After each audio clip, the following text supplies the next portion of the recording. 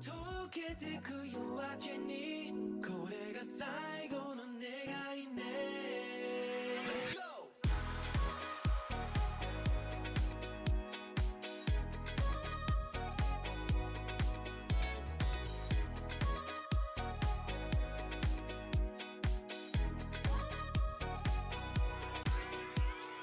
ネオンの絡む花踊る影揺れるステップ流されるままにはにかむ横顔に遠くで響く鼓動探すほど見失い溶けてく夜明けにこれが最後の願いね嘘でもいいからみんなないものねだりね Let's go!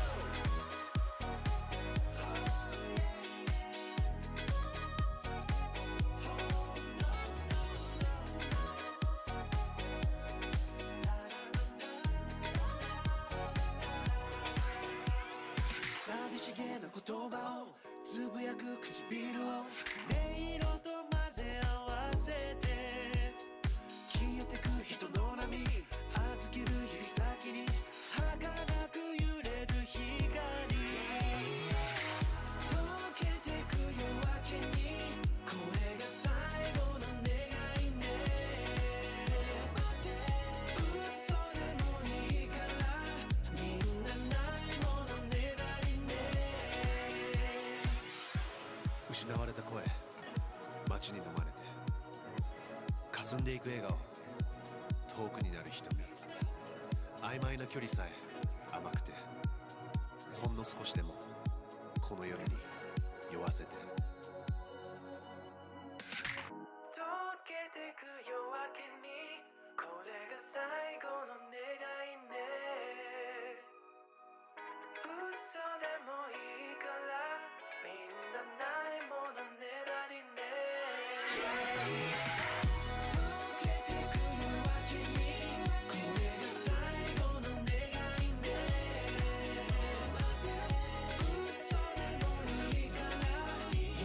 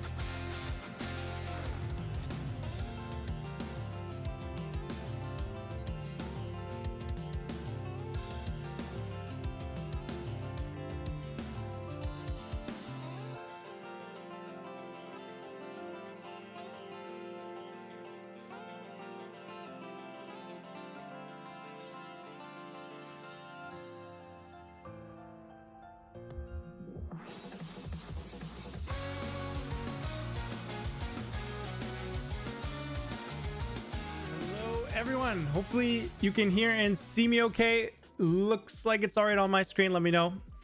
But konnichiwa, konbanwa, and even ohayo gozaimasu for those of you who woke up at 7 a.m. on a Sunday apparently to watch this. So I really appreciate you guys coming out to tune into this. Get to do this every 2 weeks, so appreciate you guys catching it. And we are on stream number 14, I believe. 14. So we're really getting up there. Last stream we had a collab with my boy Michael from Tokyo. He was visiting and we got to pick his brains for his knowledge on life in Japan and how he moved here 10 years ago and kind of built up his life successfully in the IT field. That was a huge pleasure. We also went on beyond the 2 hours because it was just such a good time and you guys were asking some great questions. So yeah, we're back at it. Just me today. It's just gonna be me and you guys, a little more intimate time together. So it feels like it's been a while since we've, been able to chat one-on-one, you could say. So I'm excited. And let me, without further ado, get the link of the marshmallow in the chat. So your Japanese questions here. And post that link. And then I click this and I pin it. And yeah, it should be pinned there. And you can also ask through the QR code on the screen. And while you guys are getting your questions in, we can chill in the chat. And hello, yes. Hello, Ahmad. And yes, please ask your questions in the marshmallow so we don't all stack up in the chat. The goat is live. Thank you, Ju da da da da da.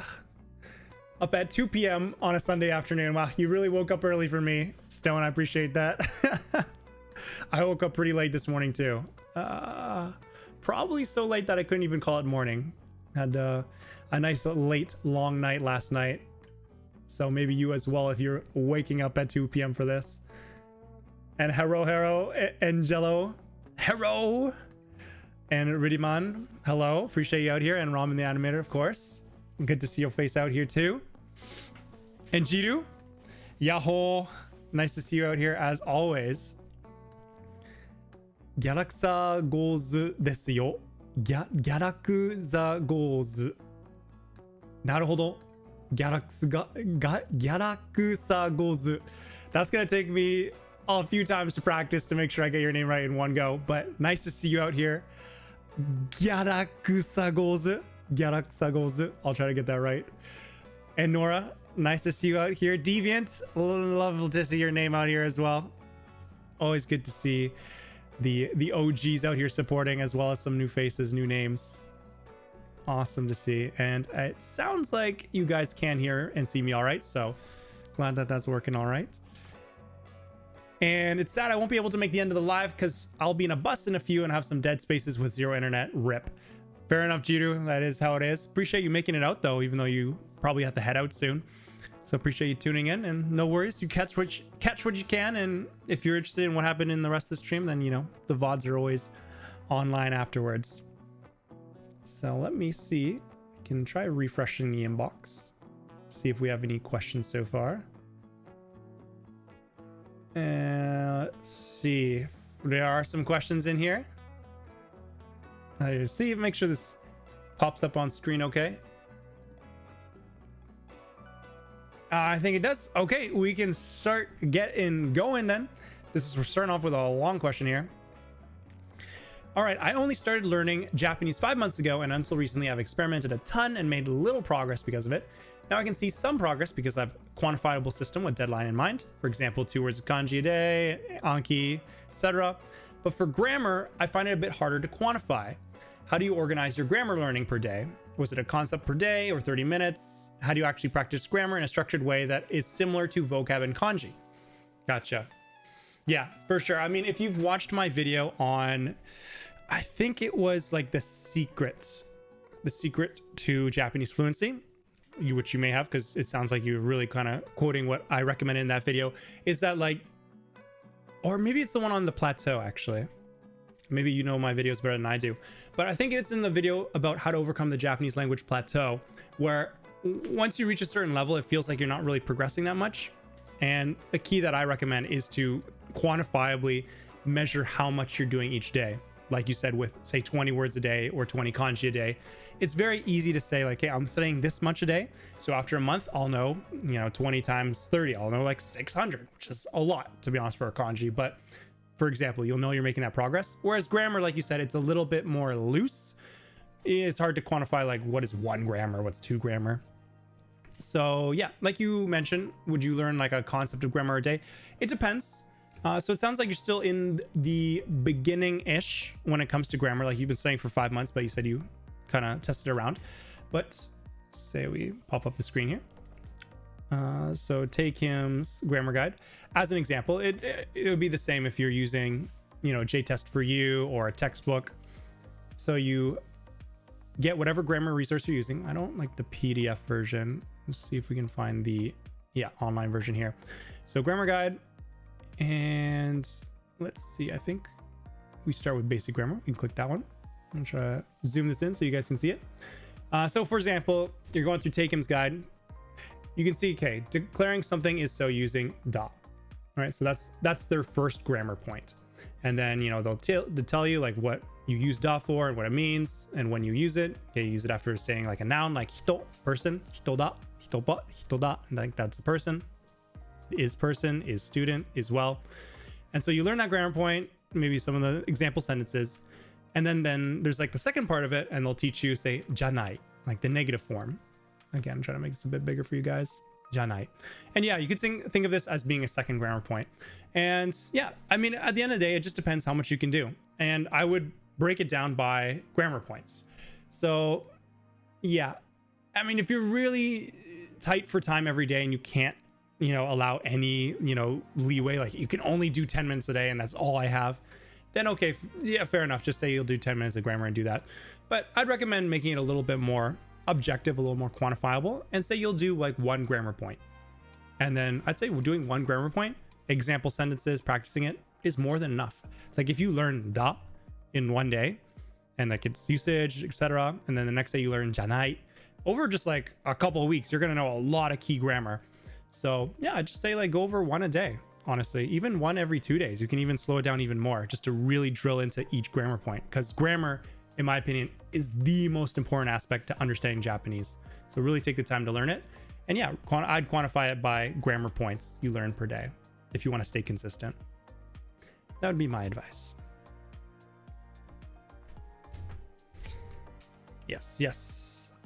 And if you guys would like your questions asked or answered in the best possible chance, please put them in the Marshmallow. Sometimes I'll answer questions in the chat if we're just chilling like that, but I usually won't go into huge detail because I try to prioritize the people who took the time to put them in the Marshmallow. And let's see if we can find the next question. Okay. So we got the next one here. Switch the screen. Yep. So are there any Japanese words that native speakers think are funny just because of their pronunciation or sound? Japanese words that native speakers think are funny. Like Japanese words. Native words that Japanese native speakers think are funny. So I guess like if you think about like an English speaker, for the most part, like speaking English, most of the words are going to feel natural and normal, not like necessarily funny because we're just so used to them. But you think of words like, I don't know, lollygagging or like shenanigans. I love the ways those 2 words sound. Like I use those once in a while just because they feel funny. So I guess an equivalent of that, like a Japanese person, what would they think is funny? I don't know. I couldn't tell you. I mean, you'd probably have to ask a Japanese native, right? Because I don't have native level understanding. Skeletal shenanigans. That sounds like a condition that you need to get checked out if you have some shenanigans going on with your skeletal system in your body. But yeah, I just love the word shenanigans. Whoa. Well, can we get rid of all the shenanigans? Funny words. I feel like katakana is just kind of used by Japanese people because it sounds funny. Like they'll take the Japanese word and just say the katakana instead. I don't know what a good example would be. What would be like a random example? Like if say like a sports commentator, like instead of just saying like tensai, like genius, they would say like genius. Like, even though people don't really say the word like genius in everyday life, they'll just say tensai. But I think just because the katakana sounds like a little bit more unique and unusual to what the natural Japanese is, they'll just kind of like use the katakana version sometimes.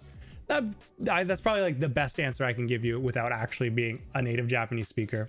So I'd say katakana, unnecessary katakana versions of Japanese words would be my answer of things that Japanese people think sound funny. And maybe it'd be like the oyaji gyagu puns, says Nora. Oh, yeah, oyaji gyagu. I mean, that's more like the jokes, right? But like futon ga futonda, if you guys heard that one, it's just the most classic dad joke in Japanese. So first of all, really funny concept. Like I lost it when I realized the Japanese word is the exact same as English in this sense. So the word, so first of all, oyaji gyagu. Thank you, Nora, for bringing this up. Oyaji gyagu. There it is. Oyaji gyagu. Yeah, I'll write this in hiragana, just give you guys a practice. Oyaji gyagu. So, what do you guys think this means? So I absolutely lost it when I figured out like Japanese has the exact same word for this as English does. So, oyaji gyagu, it means dad joke. Literally, it means dad joke or like dad gag, you could say. Like, I just think it's so funny that the concept of dad saying terrible pun jokes is just such a universal concept that like Japanese and English, like two languages that are so separate from each other, just like independently developed the exact same concept of dad joke. Like, why are universally just dads just love bad jokes? Why? I don't know, but I find it so funny. And one of the classic oyaji gyagu in Japanese is futon ga futonda. Futonda. So futonda. It kind of depends how you want to spell it, but I guess you could just say futonga. Let's just write it in hiragana, futonda. And then I'll write it in kanji just to kind of make it clear why this is a dad joke. Futonda. Okay, so classic oyaji gyagu is futon ga futonda. And for you, those of you who don't know, futon, I guess is an English word. It comes from the Japanese word futon, but a futon in English means like a foldable couch in my mind. Like it's a couch that you can just lay down and now it's like, it's a full-on bed. But in Japanese, a futon, it's not quite a couch. It's actually just like this sleeping mat, like a small mattress that you just lay out on, usually like a tatami floor like this, that you sleep in. It's like very like traditional Japanese bed per se. A lot of Japanese people just actually use like Western style beds, like this one on the right here, if you can see that. Yeah, it's like a bed frame with a mattress and, you know, it's elevated, you sleep on it. But the traditional one is the futon, where it's literally, it's like a very thin mattress like this one over here that you just put on the ground. And then you just have your little like cover on top, you know, your kakebuton as they call it. So that's called a futon. And the stupid dad joke part of it is like futon ga futonda. Futonda. So the word futobu is like to go flying. Like, oh, the futon went flying. Futon ga futonda. Futon ga futonda. Like, right? That's the word. But it sounds like you're just saying the futon is a futon. Because the word like futobu, when you make it past tense, it's futonda. Futonda. Which sounds like you're just saying futonda is a futon. So when you say like the futon went flying, it sounds like you're just saying the futon is a futon. And for some reason, like Japanese dads lose their joke over this, or lose their minds over this joke. I just think it's so funny. And yeah, there's a lot of these kind of oyaji gyagu dad jokes in Japanese. And yeah, maybe that's an example of Japanese words that native speakers find funny because of the pronunciation. So thank you, Nora, for your input there. And if you guys know any good oyaji gyagu as well, please share it. And Tactical Cookie, looks like a stranger is live. Thank you for giving me a cookie for being live. I appreciate it. Keeps me motivated to keep going. And konnichiwa. What is up, EA the Gamer? Nice to see you out here again. Is Greg no Dameniki a good book for learning the language? I'm not sure. I don't know that one. Maybe someone in the chat could know. And is 4 years enough to learn Japanese? Somewhat good. For sure it is. It depends how much you put in it. But if you study every day into good resources, for sure you can get good. Is there a YouTuber that explains Japanese grammar easily? Yep. I mean, if you watch my video on how to learn grammar, I suggest a few, so check it out. Put it in the chat.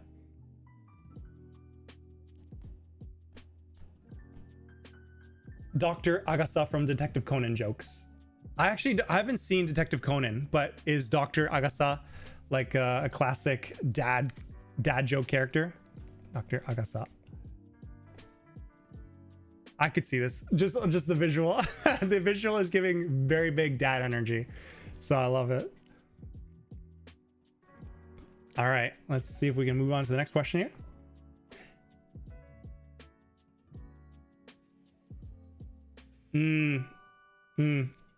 The pain. I feel the pain in this question. So how do you memorize counter irregulars like piki, like biki, piki, hiki? Yeah, this is tough. I feel you so much with this one. Oh my god. This is so brutal. So if let's see here. So I mean, first of all, Japanese counters suck sometimes. Yeah, let me switch the screen so you can see. So Japanese counters suck sometimes. So the example that you're given here is hiki. And it might take a while for the computer, this one, to find the right kanji, but we got it. So hiki. And this is the counter for,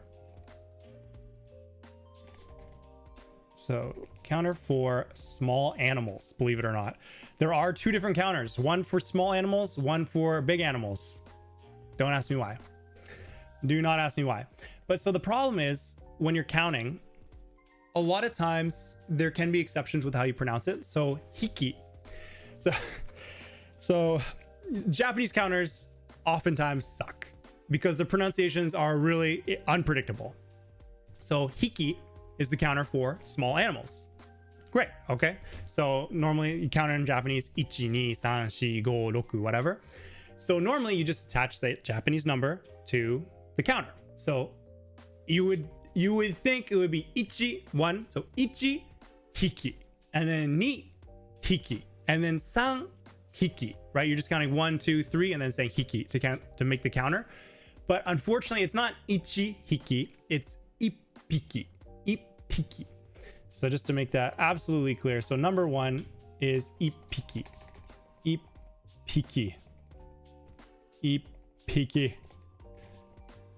And I'll even put that in Romaji just so we're absolutely clear. So ippiki, it's not 1 hiki, but ippiki. And then for 2, it's 2 hiki. So that one actually like is logical, right? It's just the number ni and then hiki, 2 hiki, and then 3 biki. 3 biki is another one that's like, it's just really inconsistent in that sense. So 3 biki. Try to write these all out just so it's as clear as possible here. And yeah, I think I thought type ni. Yep.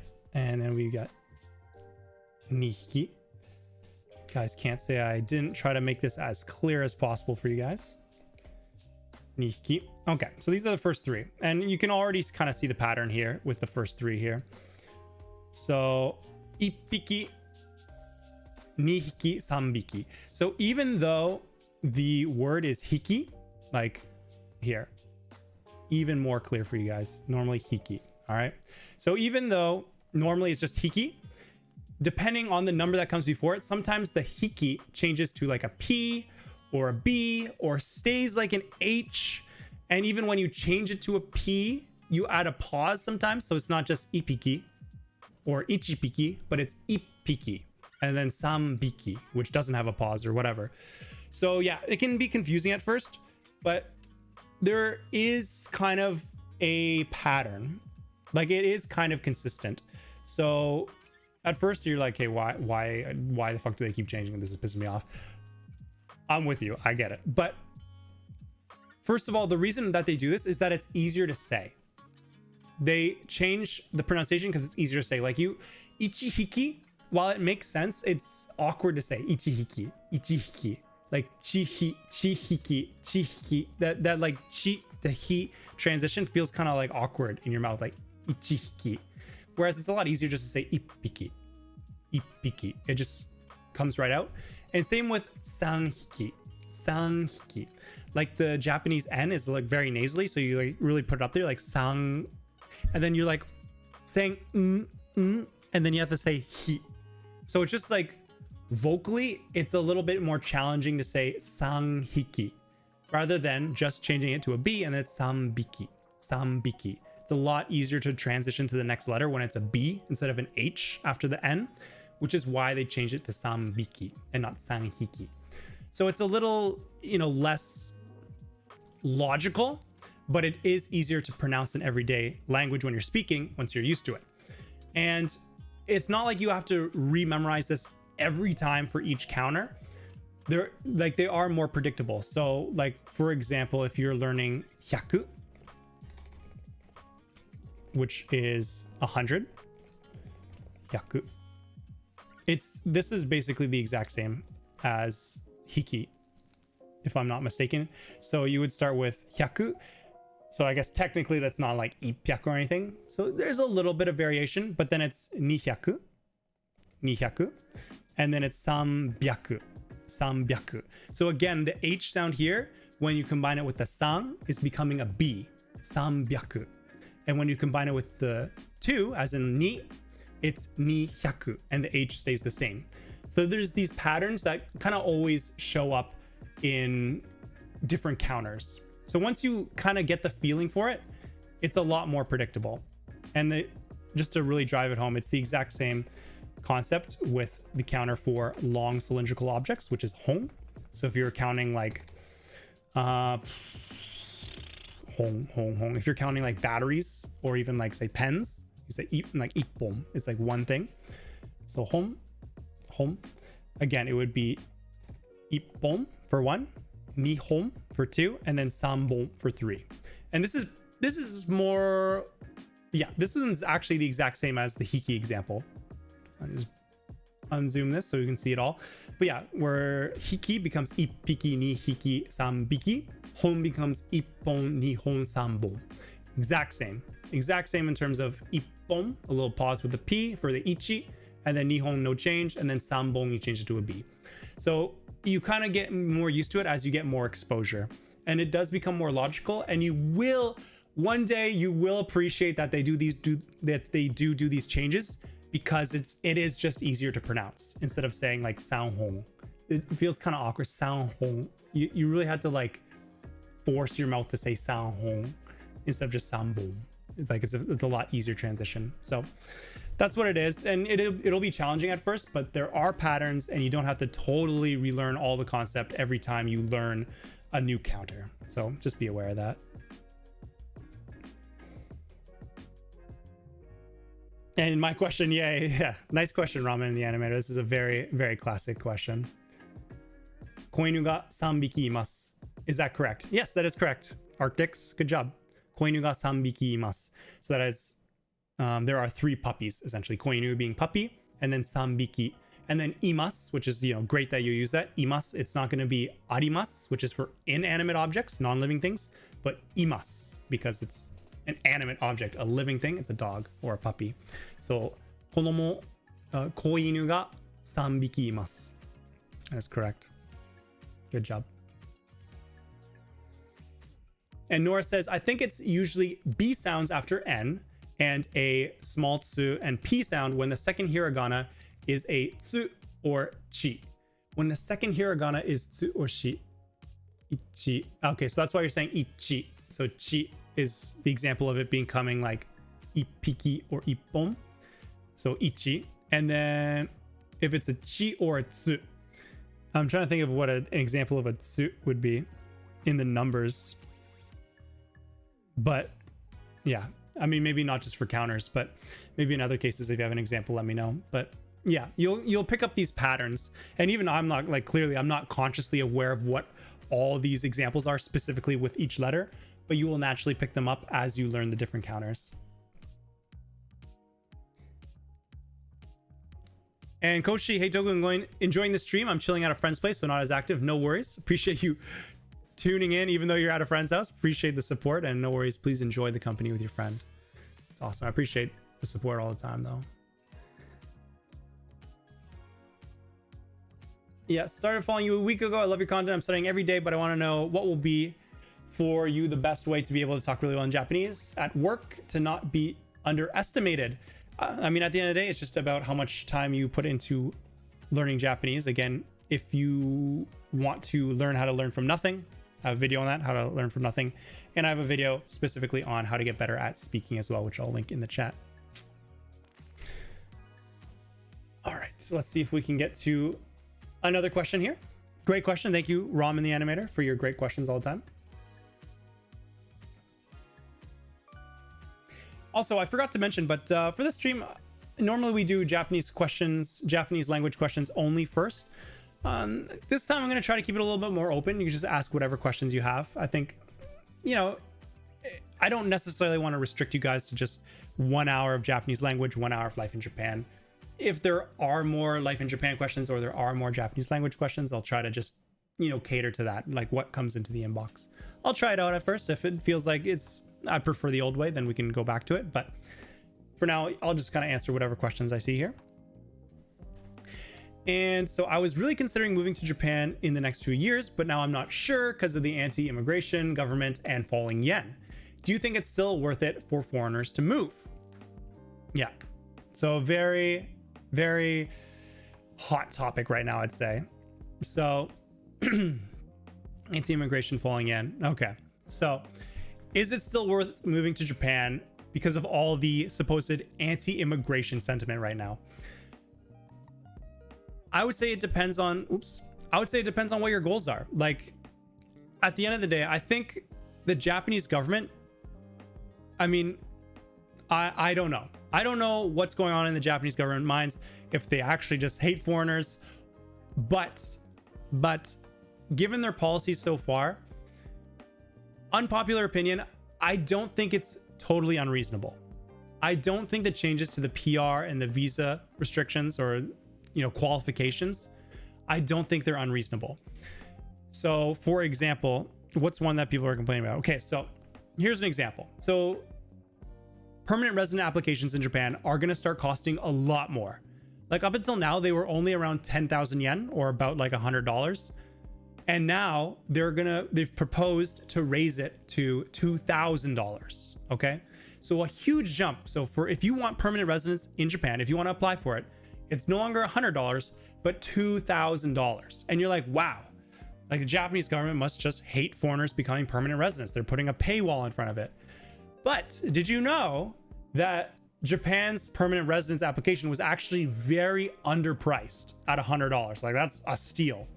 So, I mean, we can just look up. So PR application costs for, say USA, Canada, and UK. And I'm sure our girl Gemini will give us an answer here. Yeah, so adjustment for status. So for the US, it's $14.40. Yeah, so $14.40 if you want to apply for the green card in the USA, okay? USD, by the way, which is roughly 2,000 Canadian dollars, or the same amount that Japan is charging. All right, Canada, what do we got for Canada? Processing fee, okay, so it says $1,000. Residence USA, cost vary, yeah. Yeah, okay, so USA, I'm just gonna make this Canadian dollars because that's what I'm comfortable with. It's just a little bit less than US dollars. So for permanent residence in the US, it's about 2,000 Canadian dollars. In Canada, about 1,000. In the UK, it's 3,200 pounds. 3,200 pounds. If you like the currency conversion on that, it's like $5,000 Canadian, which is like 2.5 times more than what they charge in Japan now, or what the new proposed cost is. Like Japan, to their credit, is only adjusting the cost to what a lot of other countries are charging for it now. Like if you look at this list, Japan was really selling PR at a discount, like $100. Like I'm grateful. Like I got my PR for only like, $100. I had to wait a long time for it, but it was really cheap. And it sucks that it's now $2,000. Like no one wants to have to pay more. But to be fair, definitely processing an application for permanent residence in Japan, it's going to cost the government more than $100 to do that, because they're going to do a lot of background checks. They're going to have lots of applications. They're going to have to hire people. And Japan's a popular country. They probably get lots of applications. It makes sense that they do need people to pay for that cost. And I think $100 was really underselling it. Do they need as much as $2,000? I don't know. I don't work at the government. I don't know what the actual cost is. I couldn't tell you. But what I can say is that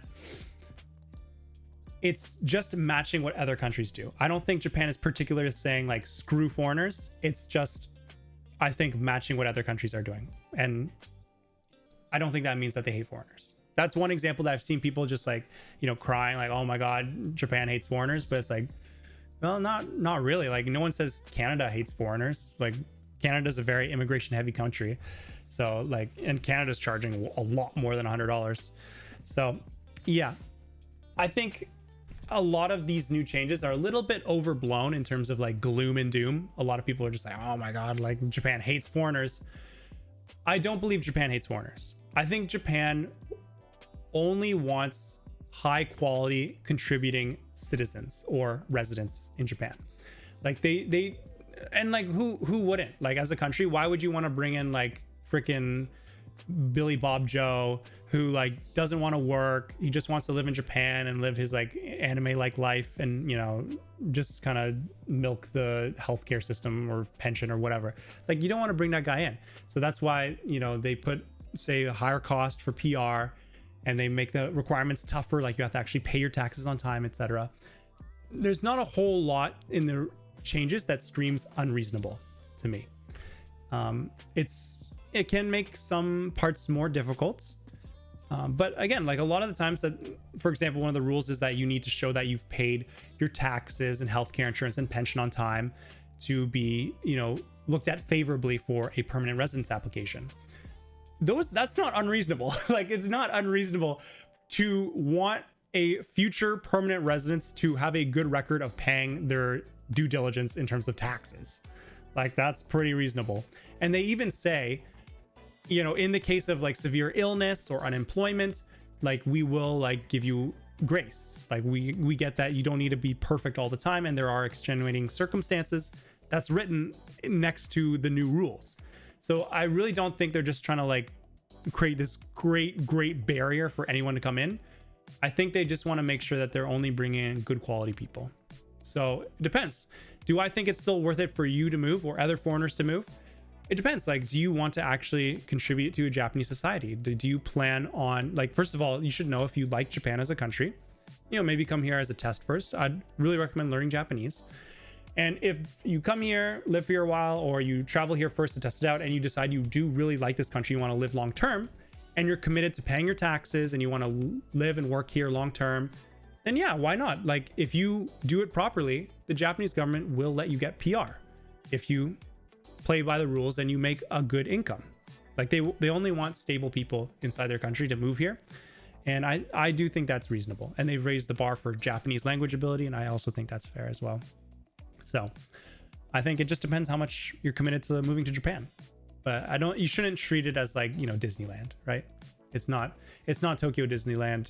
That's not the reason you should move here, in my opinion. And yeah, just kind of depends on how serious you are about it. IMO. And Nora, clarifying with the past thing we were talking about with kanji, it happens a lot with kanji with the small tsu, like seppaku, right? Instead of the tsu sound becomes a small tsu when you add like an H, seppaku, and it becomes a P, for sure. Yeah, good rules, Dom. Thanks for clarifying that. And dude, that sucks. I'm guessing you're referring to the new costs. Yeah, I mean, it does suck. It always, sucks to have to like pay 20 times more, but I think for a once in a lifetime application to become a permanent residence, that's not the cost to renew it. It's just to get it, and if you're serious about changing your life and like living in Japan and you want permanent residence, yeah, $2,000, it's not cheap, but it's also not, life-changing money for most people. I think if you're serious about moving to Japan and staying here forever, $2,000 is not going to be the end of the world. Of course it sucks, no one likes to have to pay more, but I don't think it should necessarily be treated as the end of the world. And what is up, Ice? Nice to see you here. And hi, I'm from South Africa. Nice, Stone. Nice to see you're coming from South Africa. Must be middle of the day there. A good 2 p.m. on a Sunday, perhaps. Appreciate you checking us out. And Aika, always good to see your face and name out here in the chat. What is up? What is up? And Northern Ireland is expensive, really.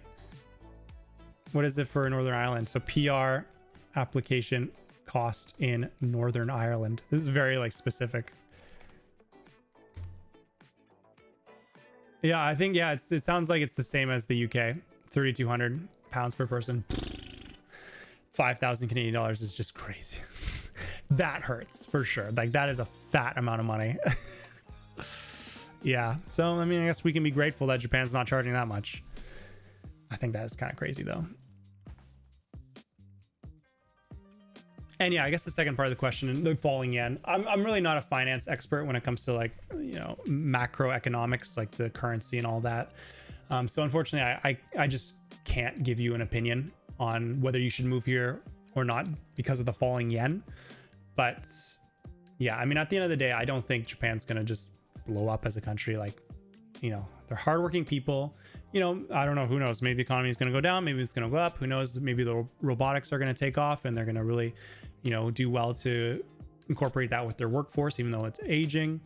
And, who knows what happens with the currency? I couldn't tell you.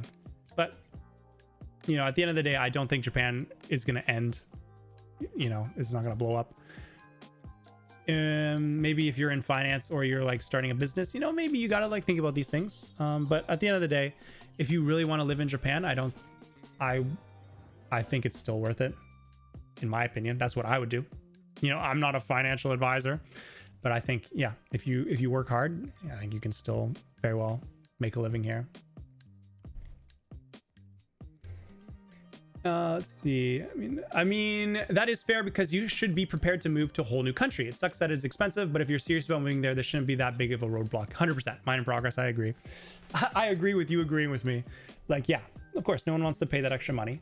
But, if you're literally moving, changing your whole life, you're going to permanently reside in a new country, $2,000 is not the end of the world, To be fair, I'm hearing more people criticizing about the new minimum income requirement proposal more than the processing fee itself. Junjo, yeah, thank you. Fair point. Fair point. I think, yeah, the new minimum income requirement. So the new proposed income requirement for permanent residents is that you need to be, I forget what the wording was. I think it is slightly above the average income of a Japanese citizen. And they haven't clarified it yet because it's not a hard in stone rule yet, I'm pretty sure. But yeah, if you want to be a permanent resident in Japan, you need to, in the near future, have a higher income than the average Japanese person. And another part of that is you also need to show that you can accumulate enough contribution to your pension fund or have enough savings to show that you can support yourself by the time you retire. And I don't think that's unreasonable. I think if Japan is thinking about who they want to bring into their country, and they have an aging population, they have a mini crisis that they have limited resources in their pension fund to take care of all the elderly people and the increasing number of elderly people here.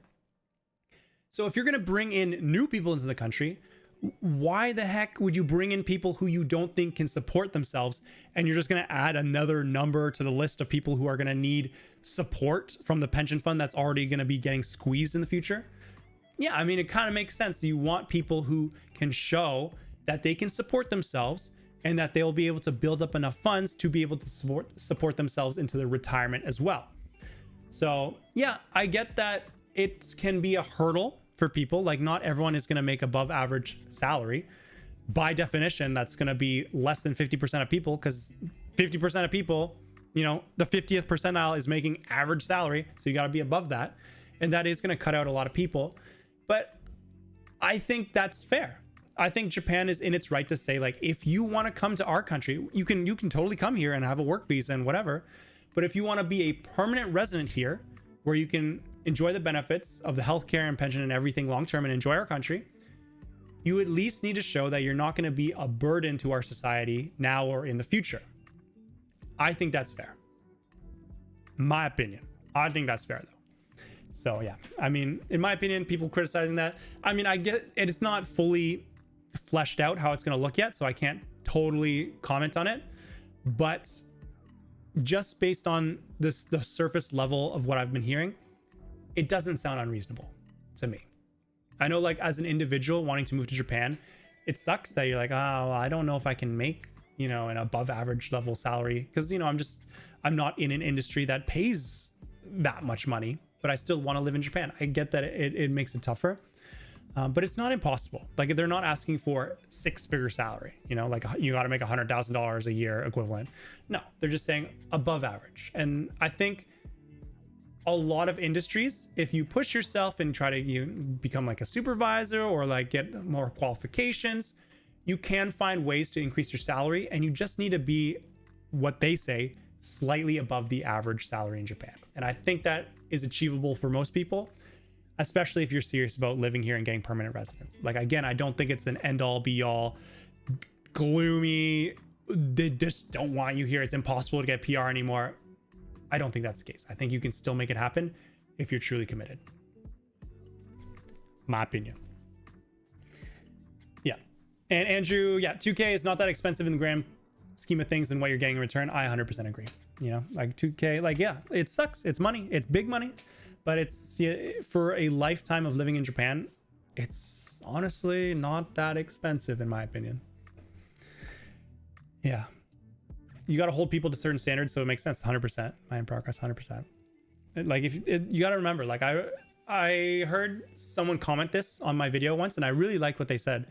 They said, so citizenship is the right to live in a country, but permanent residence is the privilege to live in a country.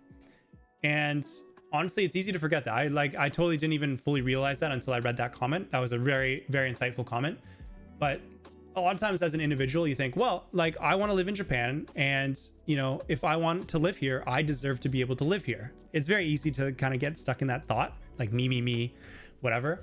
But you got to remember that from the country's perspective, like, it's going to take care of its citizens first, as it should. Like, they are their citizens, and that's who they're responsible for. Whereas permanent resident, you're still the citizen of another country. Like, you are technically the responsibility of another country. You've just decided to live in this country. And the Japanese government has said, yeah, you seem like a cool person. You're not going to weigh down our society. We're going to give you the privilege to stay here long term. Even though you're not our citizen, we're still going to give you the privilege to be able to stay here and do whatever you want. And if you think of it that way, it's almost kind of generous. Like, they have a system to get naturalized if you want. Yeah, it's tough as well, but you can get naturalized and become a citizen of Japan. But if you want to keep your old citizenship, say Canada for me, and live in Japan long term, they have a special system of permanent residence where they'll let you stay here as a guest indefinitely. You don't need a visa because they've cleared you, and it is a privilege. And I think a lot of people forget that. And because you're here on a privilege, it is understandable that you get held to certain standards because you're still just a guest in another person's country. And I think a lot of people tend to forget that. So yeah, I thank you, Mind in Progress, for a great comment here, and whoever left that comment in my video a while back as well. It was very eye-opening. And I'm very far behind on the chat's messages because these are just so many thoughtful ones I'm trying to get through right now. But yeah, this is a really great topic, and thank you to whoever asked this as well. I actually plan on doing street interviews at some point to practice speaking, hopefully after a year of living there. That's awesome. Yeah, street interviews are very popular and a good way to talk to various peoples of different walks of life. It can be very eye-opening, and yeah, great Japanese practice too. Go for it, Koshi. And 2K is only 1 month of rent in the US. Yeah, brutal, bro. Like, yeah, I heard of the New York City rent average. It's like $5,000 or something. Ridiculous. And Tactical Cookie, I honestly don't mind paying more if my peace and safety is guaranteed. I just hope people understand and follow the rules and be respectful. Totally. Yeah. I mean, it's just all about, you know, if you give people permanent resident the privilege of living in your country, you just hope that they follow the rules and be respectful, because they are a guest. You are a guest. So, you know, don't forget that. Try to read all the questions I can. You're a very good speaker. I could listen to you talk about anything. Thank you so much, BAs. I am still very much in the middle of learning how to be a good speaker, but I appreciate it. I'm glad that you think I am a good speaker, and I'll try to live up to your expectations and even exceed them if I can. And oh damn, I didn't know you streamed on YouTube. It looked like you had a streaming channel. Harjan, thank you. Yeah, thanks. I'm glad you could check me out for the first time. I do this every 2 weeks. And I do stream on YouTube because YouTube is my home. It's where I upload my videos and where I've kind of built my little community. And you guys are here as well in the comment section of my videos, and, you know, here on the live streams too. So we out here. Yeah, and then Nora, but to get an above average salary might take longer, which is again more difficult for people to achieve for people under 30. Yeah, that is fair. It's going to take longer to get an above average salary for most people. And again, like, you don't need to get PR under 30 though. I mean, it's great if you do, like I did it. I did have an above average salary, even under 30, probably just like slightly above average. But it's possible. And that would give you the fast track route where you can get PR in Japan after just 1 or 3 years. So it is, I mean, that path is there if it's possible. If you're in an industry where it's a little bit harder to get above average salary right away, then yeah, you're not gonna be able to get maybe PR like right away. You know, maybe you'll have to do the 10-year residence, or maybe like a 3-year residence, and maybe just wait a few more years just to really build up your salary. So I get that it can be limiting in that sense, but it's not impossible.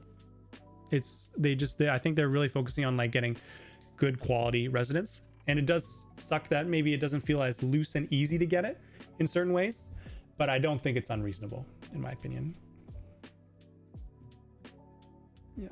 外国人が日本語を話すとき、日本人が意外と気にしていることはあるってある。意外と気にしている。It depends what you mean. So when a foreigner speaks Japanese, Japanese people like really pay attention to it. Surprisingly, I mean, yeah, I mean. It depends what you mean. I mean, yeah, for sure. Like, they're always kind of surprised when a foreigner can speak Japanese, because it's a hard language, and they're always flattered. They're like, "Oh my goodness, you took the time to learn Japanese. It's amazing, incredible." They're always very positive. So yeah, that's true. Yeah. Hey, I'm Canadian too. Any hope of getting cheap rentals besides the expensive Sakura House listing on a working holiday visa? Yeah, I mean, I listed I guess those recommended house hunting sites. I listed 2 others as well besides Sakura House, so make sure you check those out as well. I think the command is move. So yeah, check those listings out as well. And I mean, in terms of getting other cheap rentals, I'm not sure, because I've never gotten like a temporary rental. But those 3 sites, they should have things, in my opinion. I mean, I haven't used them personally, but I like looked through them and it didn't seem super expensive. But yeah, take a look at all the different sites, see if there's some that are better than others. Honestly, one thing I can hope for Japan is that they focus on younger Japanese people and they put their future ahead. So they hopefully try to change their birth rate. Yeah, I mean, it would be great if Japan could increase their birth rate so they're not like, you know, dying. They're not just dying off and the population's forever shrinking. But, you know, I think a lot of potential families, like I guess young couples, say like, oh, you need to be able to support us. Like, you can't force us to do overtime all the time, and like give us better maternity leave, paternity leave, and then yeah, if we have this support, then we'll have more babies because it's more plausible. So yeah, I think it's something that the government needs to do if they want more of a higher birth rate. And Ankan, do you have something to say about Mext? I do not, but perhaps Nora in the chat might have something to say because she is a successful Mext applicant. So if you have any questions, maybe ask her. And how's your experience living in the loneliest country in the world? Is it really lonely? Yeah, it depends what you do. Like, if you go out of your way to make friends, sometimes it can feel like people are a little bit more reserved to themselves in Japan. But if you go out of your way to try to talk to people, and you speak Japanese especially, it'll really open, the doors, and it's easy to make friends in that sense. So yeah, if you put yourself out there and you speak Japanese, I think you'll be fine. Yeah, there's so many messages in the chat. I appreciate you guys talking. I'm gonna try to just do a quick scan of them before I get back to some more questions here. But yeah, you guys have some really thoughtful insights here. I say this every time, but I learn from these streams as much as you guys do. So it really is just a great dialogue, and I really love the streams for that. And you get more points. Okay, so this is from Nora. So you get more points for being under 30. So a minimum salary requirement might block young individuals entirely, which additionally, I feel like they need the most right now. Yeah, so if you get more points under 30, so yeah. So for PR in Japan, you get, I think, 15 points for being under 30, and then 10 points for being 30 to 35, and then 5 points for being late 30s, and then nothing after 40. Yeah, so that can make it more difficult to have like a above average salary while being under 30.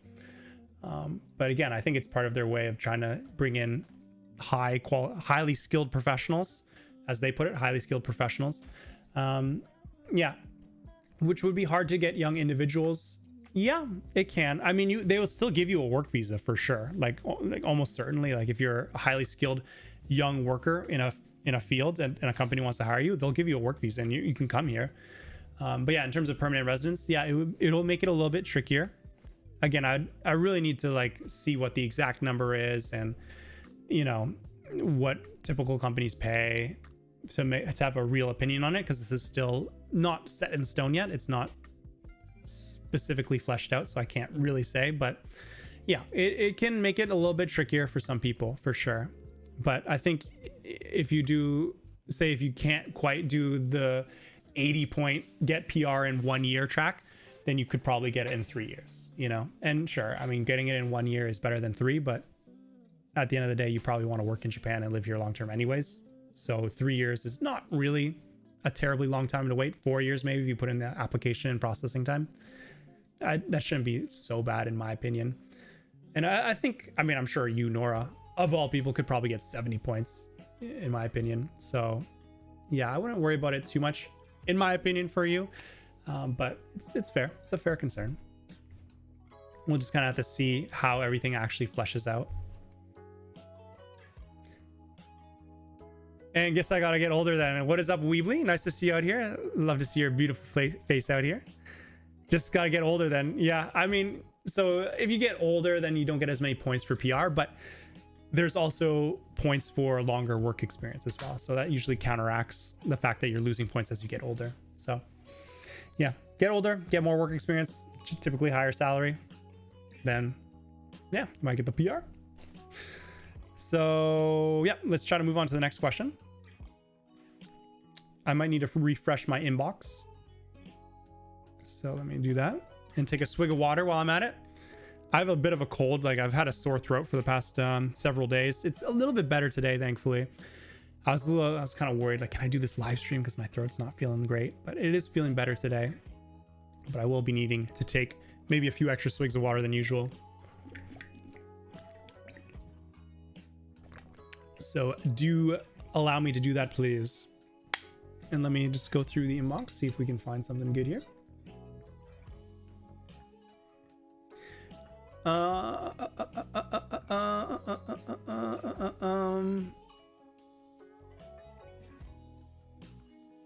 Here. Okay. Which step is far steeper overall for Japanese proficiency? N3 to N2 or N2 to N1? I would say N2 to N1 is harder. Yeah. I mean, just content wise, like content needed for each JLPT level. It's basically double. From N2 to N1, it's basically double. Boop, boop, boop. So if we look here, it should be zoomed in enough for you guys to see, but I'll zoom in it even more. So 1,000 characters for kanji. This is for N2. So 1,000 for kanji and 6,000 words. And for N1, you need 2,000 kanji and 10,000 words. So basically double. Whereas going from N3 to N2, it's, 650 characters and 3,700 words, which, is kind of almost double. It's more like 50%, increase from N3 to N2. And just like numerically, it's not as much. Like you're only learning an extra like 350 kanji to get up to N2. Whereas to get up from N2 to N1, it's another 1,000, like 3 times more. So there's definitely a bigger jump in my opinion from N2 to N1. But you also get better at learning. So it's not going to take 3 times longer per se, just because there's 3 times more kanji. You're going to get significantly better at learning kanji, and you'll like know the patterns a lot better, and etc. etc. It'll still take longer, in my opinion, getting to N1 than from getting to N2 from N3.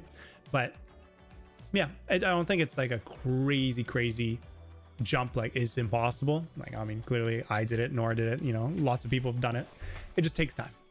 Just takes time, and you gotta be patient with it. But if you've already gone to N2, then you are for sure more than capable of getting to N1, 100%. Like there's nothing new there. Obviously there's new content, but the way you're studying, nothing new, no surprises. You just keep doing it. Keep doing what you've been doing. Yeah, and Tokuyuu, thoughts on making a Discord server? My thoughts are positive of making a Discord server. I do want to make a Discord server. I just haven't gotten around to it, / it's not the priority just yet. I do want to make one, but I'm really focusing on trying to like work on my videos right now and doing these live streams, making the shorts from the live streams and kind of build up the community. I do want the Discord because I feel like I can communicate with you guys better there on a daily basis, maybe make some like announcements and just have you guys like have a little chat room where you can chat at any time, not just when I'm live.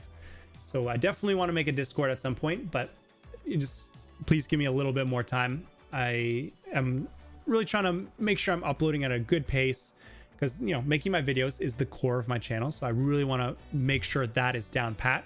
And I don't feel like I'm quite there yet. So I want to work on that a bit more while keeping these live streams going. And once that's in a good area, then for sure, I'm definitely going to make a Discord so that we can have a nice community chat room feel at any time. So thanks for asking though. I appreciate that, Arctics. And hopefully this means that you'd be interested in joining, and the more the merrier. So I do want to make a Discord. Thanks for asking. I heard someone say that N1 proficiency is the equivalent of high school native speaker. Tell me it's not true, Toku. Unfortunately, it is true at best. Yeah, I would even argue that a high school native speaker is more proficient than an N1 holder. Hate to burst your bubble. Hate to break the news to you, Koshi, but yeah, I would say a Japanese high school student is more proficient at Japanese than an N1 holder. It is what it is. In theory, the same number of kanji, and yeah, I would say a high school student probably knows more words even. Yeah. Estimated Japanese language knowledge of Japanese high school student. I mean, it's just like the difference between native and like, a learner. Like it's just naturally going to be like that. So they're gonna know like the 2000 standard kanji. So I mean, that's what an N1 person would know. But I think the main thing is also just the fluency. Like as a learner, even if you get to such a high level of content understanding, there's just like a high school student having grown up in Japan their whole lives and gone through the whole education system. They listen to the news passively in Japanese, all their friends, and they're all talking Japanese, family in Japanese, they're thinking in Japanese, and then us. And then there's us who like did everything else but in a different language, our native language. Maybe it's English, maybe it's French, whatever. And then we're just trying to learn Japanese on top of that.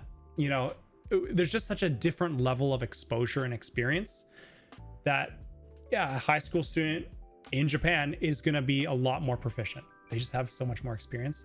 But it's, I mean, you just learn the content, and then as you hopefully live in Japan, or at least like use it on a daily basis, you talk to people, maybe you do VR chat, whatever, then yeah, you make up for that difference in experience and exposure, and you just keep using it and you get more and more fluent. But at the end of the day, that's just, yeah, that's what it is. Just takes time, and it's like language learning is a lifelong thing, is what it is. 日本人ですか?日本人じゃないです。カナダ人です。I'm watching your stream while cooking some noodles. Great way to cook. That's awesome. Hope you're making some good noodles. Udon is my favorite type of noodle. I'm guessing that's probably not what you're cooking, because I don't think they sell udon very much outside of Japan.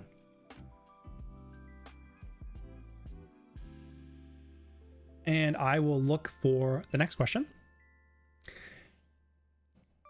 Boop boop. That is on the screen. All right.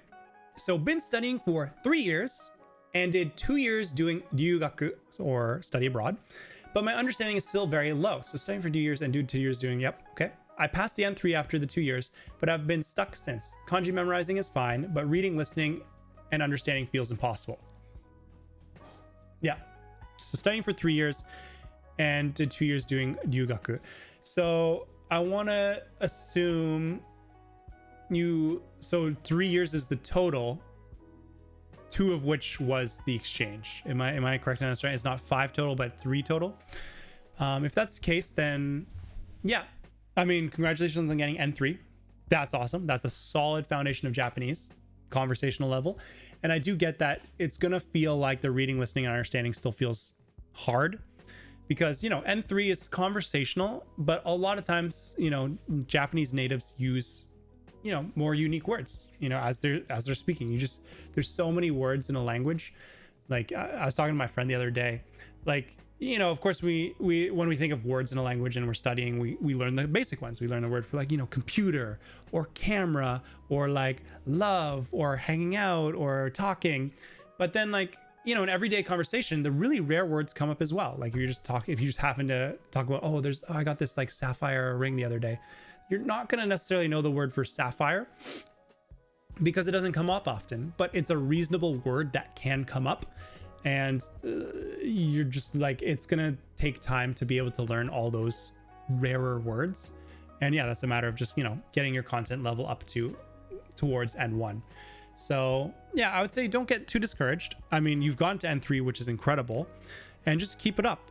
Like you feel stuck, and I mentioned this a little bit earlier in the stream in case you missed it, but I do have a video on overcoming the Japanese language plateau, and my opinion is that the plateau feels the hardest at N3, exactly like where you're at, because like you've made so much good progress, and now any additional progress, because you're learning words like sapphire or like horse race or like longevity, like these words that come up but you don't use them very often, they're worth learning. But each word, the value of that word on its own is not that valuable. It's not that high, because how often are you going to use the word sapphire or horse race or longevity? Like it's just the accumulation of like learning all those words, and then your understanding can really deepen.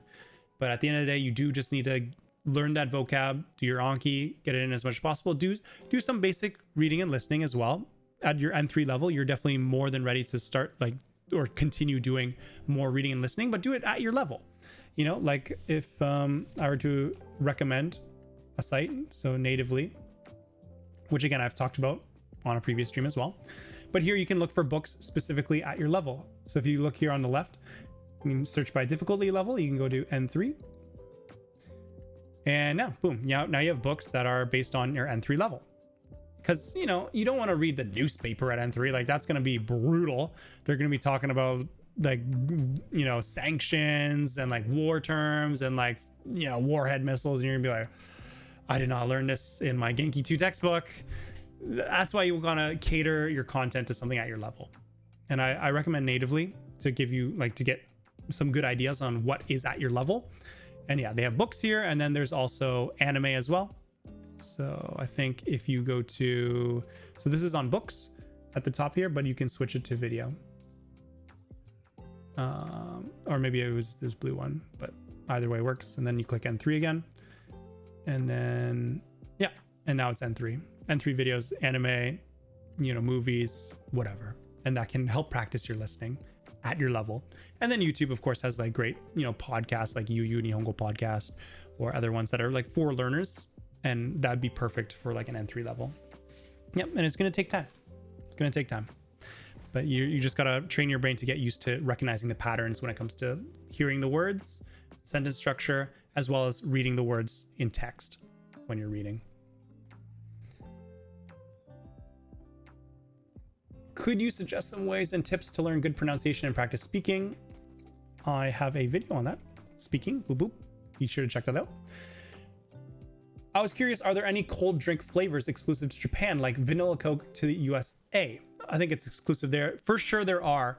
I'm not sure. Japan has a lot of just exclusive drinks in general, like the teas. I've never really seen the teas outside of Japan, maybe other parts of Asia. But if you're talking about the West, you really don't see those teas out there, like oolong tea or like, Itoen, like that brand in general.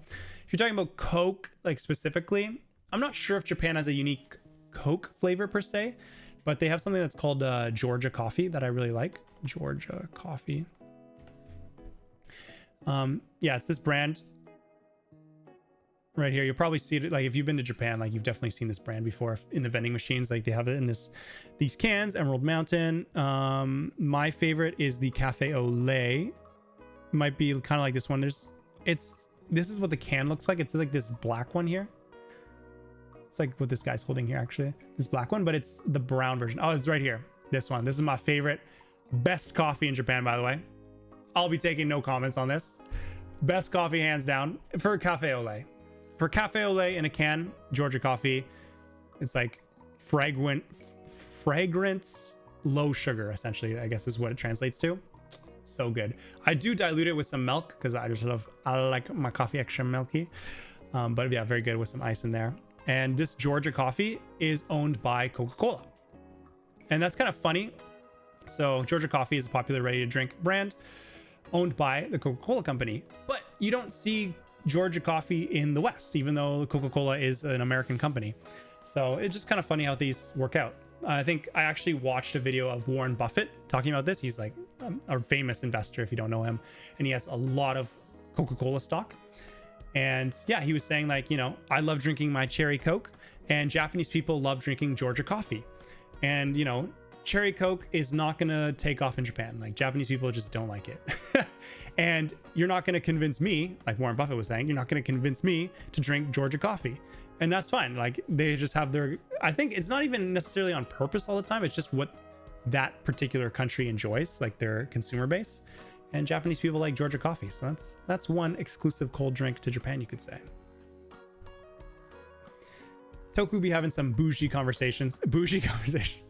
What do you mean bougie conversations? Like we're talking bougie as in like wealthy conversations. Was I having that? Are we talking about like the PR application price again?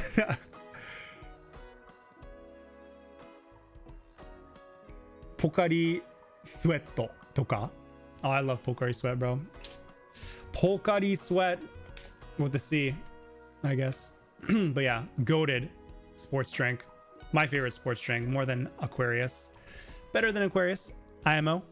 But yeah, this is also unique to Japan. I think it's also in Korea. I think it's technically a Korean brand, but I could be wrong. Country, origin. Where is it? Oh, it is from Japan. Okay. I'm not sure why I thought this was from Korea. I thought there was one was from Korea, but I'm not sure. But yeah, this is Japan. But I do think they have it sold in Korea because I'm pretty sure my friend was talking about that. But yeah, if you're talking about the West, yeah, I don't think they sell Pocari Sweat in the West, but it's so good. So good. If you're like playing tennis outside and it's hot and you're losing your electrolytes, Pocari Sweat is the way. Or if you're hungover after a day of drinking, Pocari Sweat. I have like a box of like the powder that I just ordered on Amazon. And like, yeah, when I have a hangover, or if I'm going to go play some sports, I'll just like put that powder with some water and I'm good to go. Pocari to go, baby.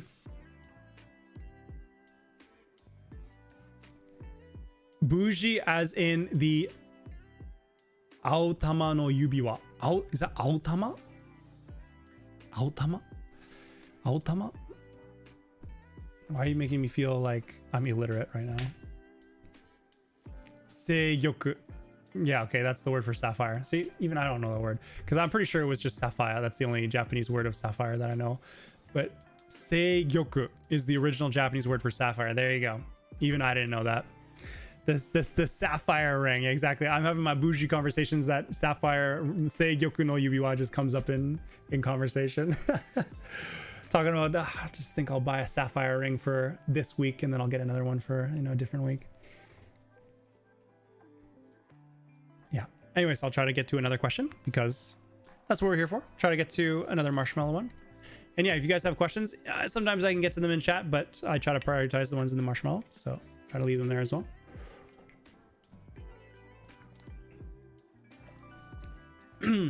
Okay.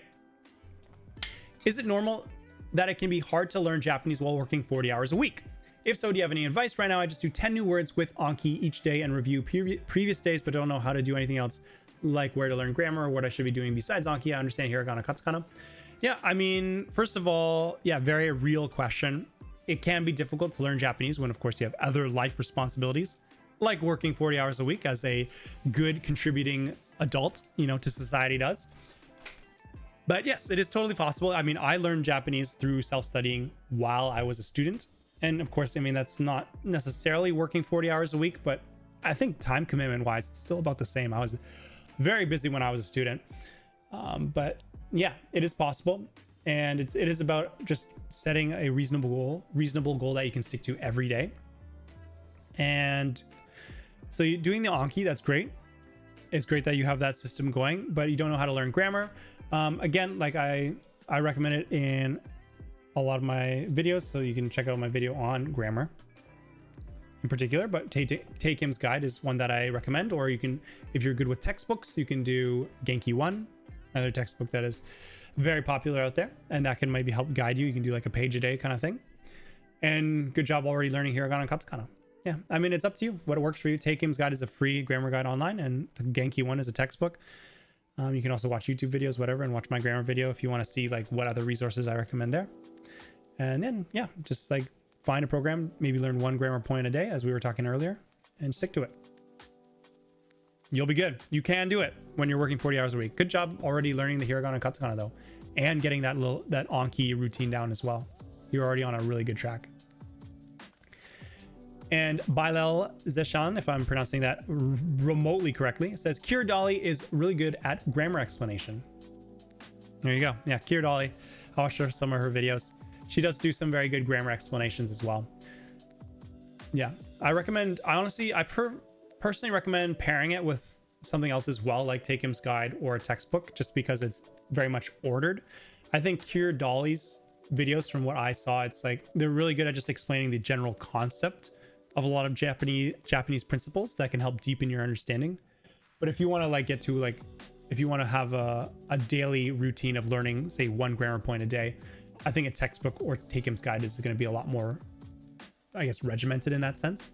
But I think Kier Dolly and a bunch of other YouTubers as well do a great job of explaining different grammar points as well. For sure, for sure. Thanks for the recommendation.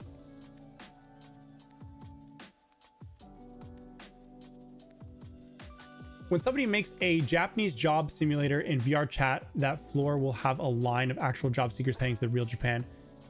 Would you recommend people into this waitlist and why? I have no idea what this is. When somebody makes a Japanese job simulator in VR chat, that floor will have a line of actual job seekers heading to the real Japan.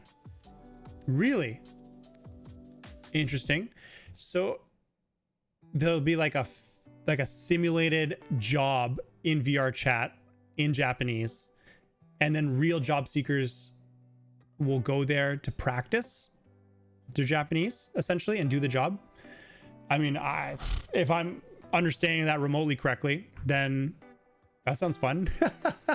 Sounds like you get some good practice into using Japanese. That's a cool concept, honestly. If you're like going to start working in, you know, a customer facing role and you're not very good at honorifics yet, keigo, then you can be like, you know, you can practice your keigo in that sense, because it's still VR chat. If it's in Japan, like a Japanese server of VR chat, then it's in Japanese and you can practice that. That sounds pretty good. But that's just my interpretation of what you're asking. I've never heard that before, but that sounds cool.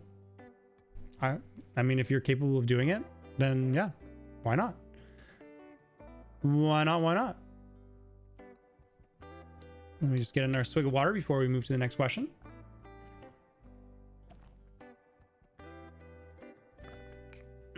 Tokuyuu-san, イケメンすぎる。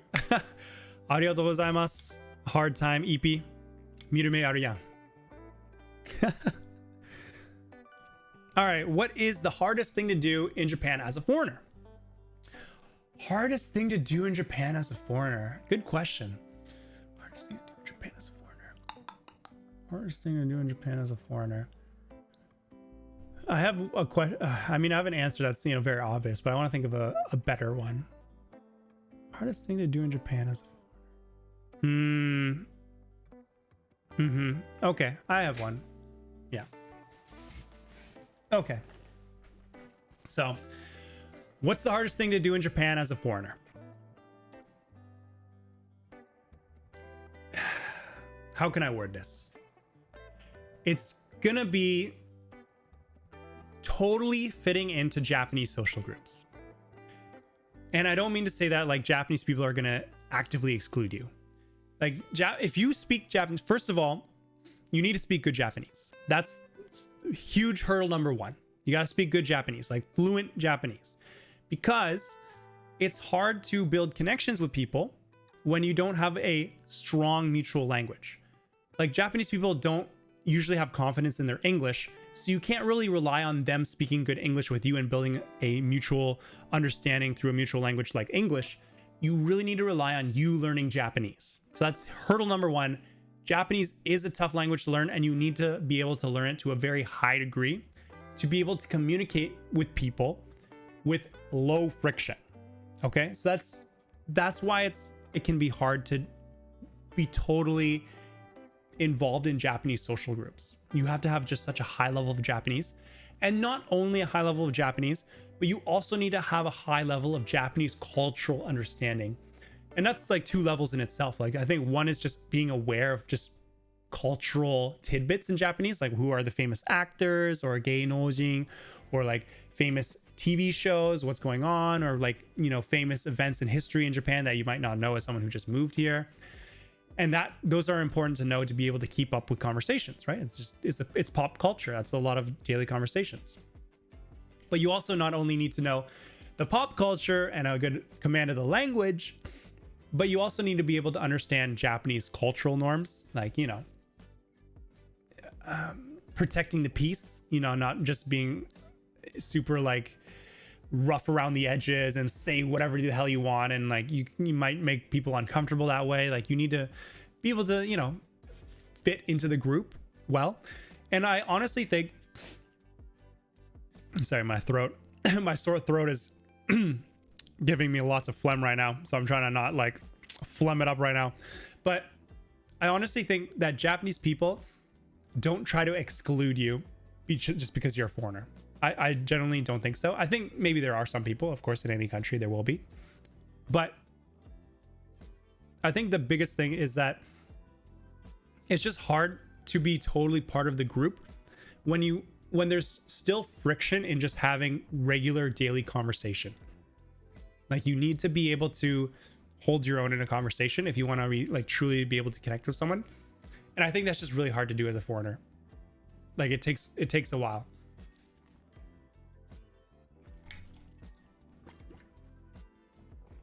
Sorry, just needed that swig of water. But yeah, it just takes a while because Japanese is a hard language. And yeah, like, even if you study lots, you still probably need some time to be living in Japan just to pick up those cultural knowledges, learn from your mistakes, make Japanese friends, and kind of pick up on it, expand your network. But it is possible. It just takes a lot of time and a lot of commitment to be willing to learn. So I would say that's the hardest thing, but also the most rewarding. And you will make lots of friends even before your Japanese is perfect, so I wouldn't sweat about that. But if you want to just be like such a seamless part of the group where like they don't need to feel like they have to dumb down their Japanese, or you don't feel like you're kind of left out of the jokes because it's just so fast and it's hard to keep up. I still feel like that a lot as well. But you just gotta be willing to learn, and like you'll pick up on it. You'll get better at it. But it is hard, for sure.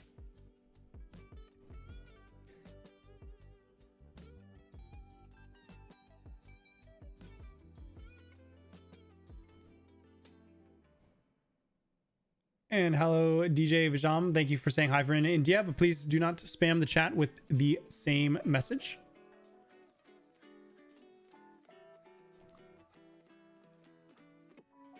And what is up, Take One Studios? Nice to see you here. No worries when you're late. We still got at least 40 minutes to go. So glad you could catch the end of us here. And Tactical Cookie, this isn't a question, but rather I just wanted to ask, what do you think? I feel like a lot of foreigners struggle with entitlement. What do you think? Yeah, I mean, honestly, like I think a lot of people can struggle with it in general when they're visiting different countries, because you just feel like you're entitled to like be there, whereas in reality you're a guest in someone else's country. So yeah, I think it can be a struggle, and especially people coming from the West into Japan, where the West is a very individualistic culture, where it's very much about you and like you're special, and then you have to stand up for yourself and you voice your opinion, and your opinion matters, everyone's opinion matters, but you really gotta like show yours. And then you come to Japan, where it's very much collectivist, and it's like, you know, respect the peace, maintain, you know, a steady flow of how life is, and like make sure you don't rock the boat too hard. I think, yeah, sometimes there can be a bit of a mismatch that people try to like overexert their individualism, or just feel like they're entitled to saying so much or like whatever, because that's how they were raised in the West. So I think it can come off as like entitlement, but I think it's just a part of, you know, learning a culture as well. So I would say it's not a struggle as long as you have an open mind, and you're willing to learn. There'll probably be some aspects of culture shock, but I think as long as you're open-minded, you'll be able to get over it, especially if you're learning the language too. Yeah.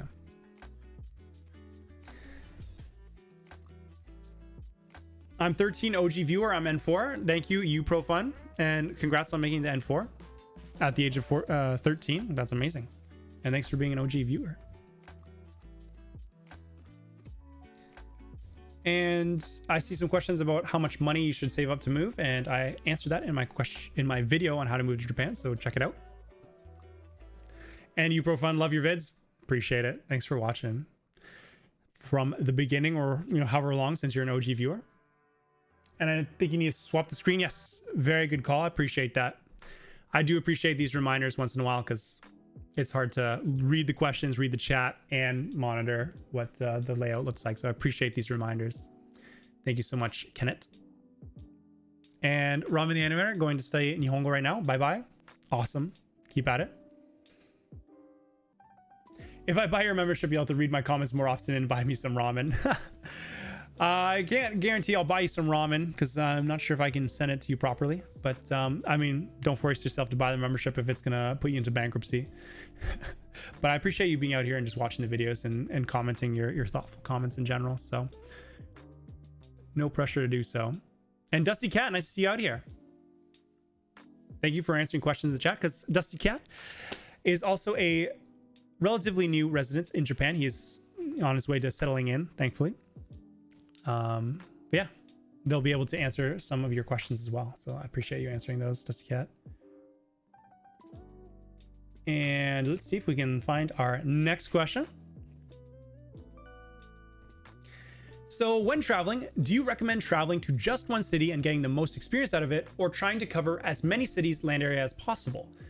Do you have a rule of thumb for how far away you're willing to go from the main city you're traveling to? Like if I'm in Osaka or Tokyo, I'll travel no further than Nagoya. That's fair. I mean, good question.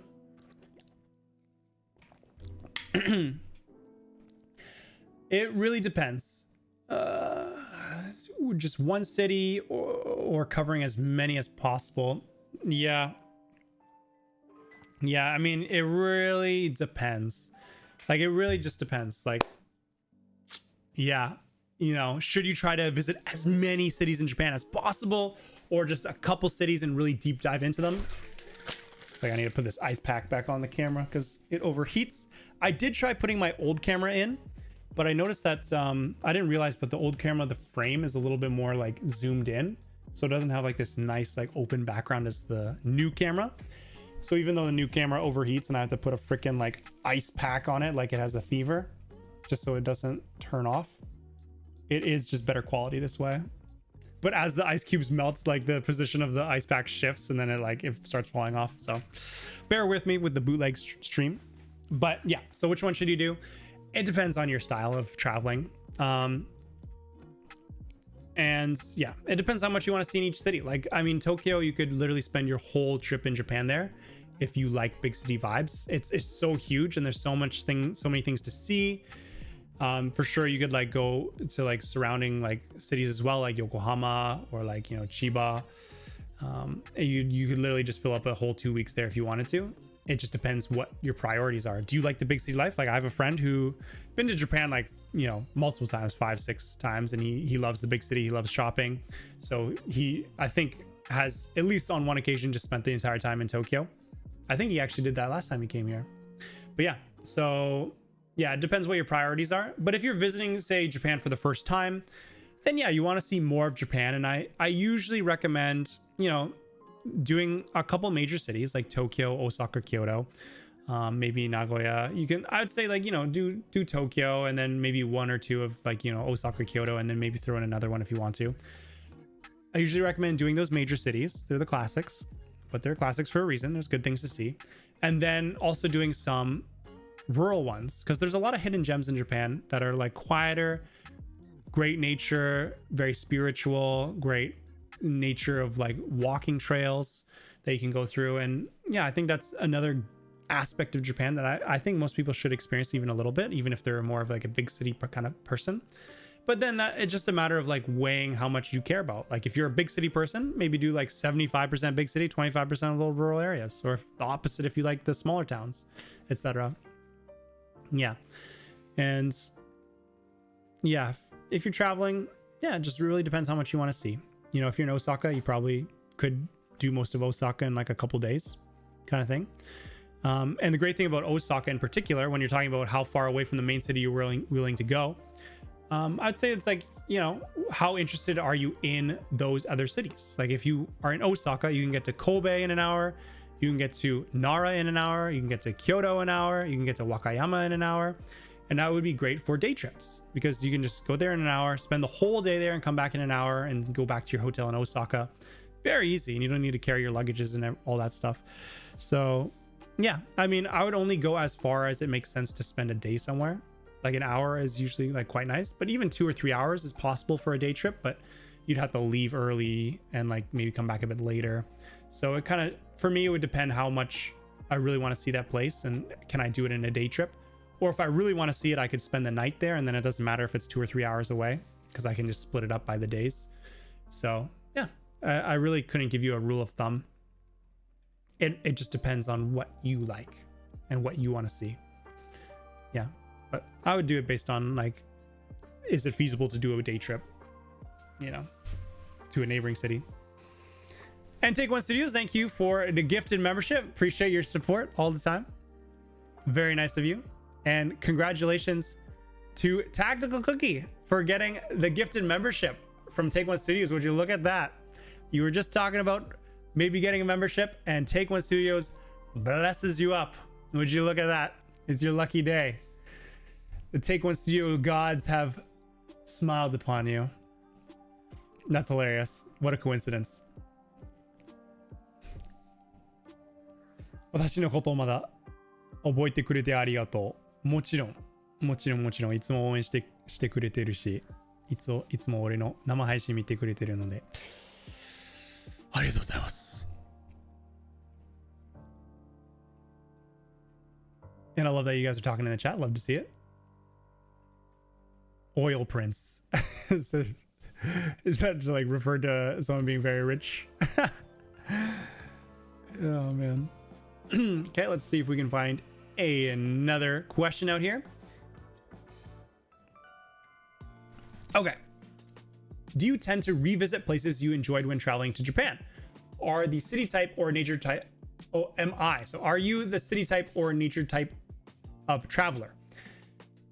Good question. Good question. I am historically a city boy. I'm a city boy. I grew up in a small town in Canada my whole life. And so for the longest time, I just wanted to live in the city because I'm tired of like the last bus is at like 11 p.m. Like I want to stay out, but like I can't get home after 11 p.m. So I gotta like head home early, and like the thing, like even if I could stay downtown, like the stores close early and like it's not that big. So like I always wanted to live in the big city, and now that I'm in Japan, I'm in Osaka. Feels great. And even when I'm visiting other places, I do like to visit like the big cities like Tokyo, or like if I'm going to somewhere like Kyoto, I like to stay in like the main like Kyoto city for a lot of it. But like lately, like yeah, while I'm traveling, I like to kind of blend a bit of both. Like I'll usually like if I go to Kyoto for a day trip, I'll like to like, you know, my ideal would be to visit somewhere in Kyoto City, maybe visit a temple, and then, you know, maybe go just a little further outside the outskirts or somewhere a little bit quieter, and then, you know, visit a little naturist area. I really like to balance the, you know, hustle and bustle as well as like the nature areas. That's, I guess, my ideal. I went to Kumamoto the other month, I should say. Not necessarily the other day, but the other month. Kumamoto. And for those of you who don't know, Kumamoto is in Kyushu in Japan. So we have all this J of Japan, and Tokyo is up here, Osaka's here, but all the way on the southwestern tip of the island of Kyushu, we have Kumamoto. So I went here not too long ago, and the great thing about Kumamoto, so it's not really a big city per se. I mean, I don't know what the population is. I mean, probably like a few 100,000, but you know, a sizable city. And you know, I went there with a couple friends. We were just visiting some restaurants. We went to a bar. So there was like an Oktoberfest going on. I don't think it was actually Oktoberfest because it was a few months ago. It wasn't October at the time. It was like it was a German like food and beer festival essentially that was going on. We checked that out. You know, like city stuff. It was fun. But also the great thing about Kumamoto is that they have a lot of great nature. Like it was really nice. So that's Kumamoto City. But if I close that, where is Aso-san? Okay, here. So then they have a national park. Beautiful, beautiful, absolutely beautiful. Look at this. Like Kumamoto is famous for their volcanoes. And it basically just looks like a mountain range. And like they just have all these volcanoes and like these ranges and like all these valleys. I mean, this is very like stereotypical Japanese. It's just so beautiful. And you can even like visit the volcano. Couldn't this time because there was a helicopter accident where the helicopter crashed inside the volcano, which is absurd. Like what a story. Very tragic because I think 3 people died. So that's why it's still closed, even though it happened in January. This was back, I think we went in like June or something, maybe I can't remember. So it was still closed, but yeah, absolutely beautiful. I remember we drove across this bridge as well.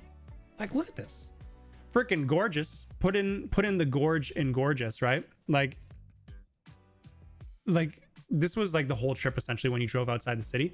And so I really like that balance. I really like that we visited the you know, the hustle and bustle of the Kumamoto city. Like, you know, visit some bars. People were really very friendly in the restaurants, the tengi-san, the servers there. And then just going out for a day trip as well to like the parks and see the volcano and all this beautiful nature. Absolutely amazing. Yeah, and we went here as well. Very beautiful, very beautiful. And they have a bunch of One Piece statues, which we saw a couple of, even though I don't watch One Piece. Sorry for all you One Piece fans out there, but also very good, like a very fun little, you know, because I think the author of One Piece is from Kumamoto, so they have all these statues out here. So it's a fun little thing for those who are interested in One Piece as well. Another one here. Yeah, so I'd say that's my thing. And do I revisit the places? I do. Like I've been to Fukuoka twice, and I've been to Kyoto, Kobe like multiple times because they're close to Osaka. That's mostly out of convenience. Fukuoka is a little bit further, but yeah, that one I did really like so much that I was willing to go twice. But usually I'll try to go somewhere new, you know, just to, you know, push my boundaries, you know, learn some new things about Japan. So that's what I do. Thanks for asking. And Tactical Cookie out here giving cookies for the membership.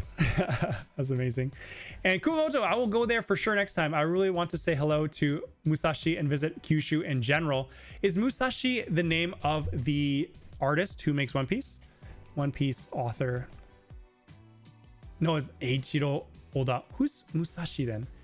Musashi.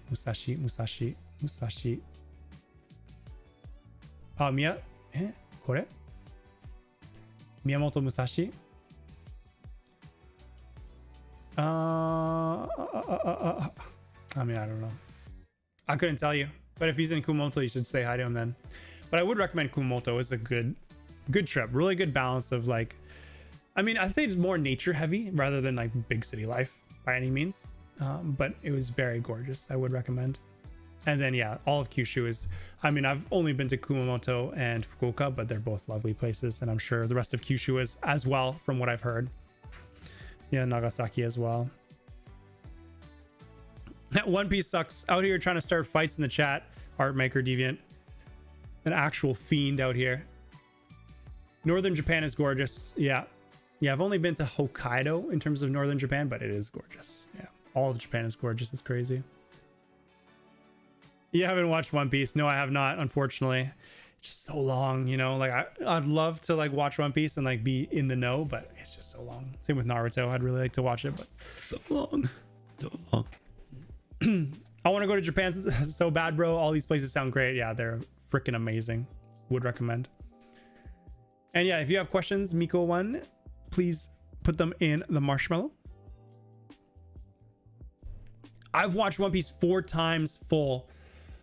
Mad lad. Absolute mad lad. 1K episodes times 4 is absurdity. My goodness. Okay, let's get to the next question after another fine, refreshing swig of water.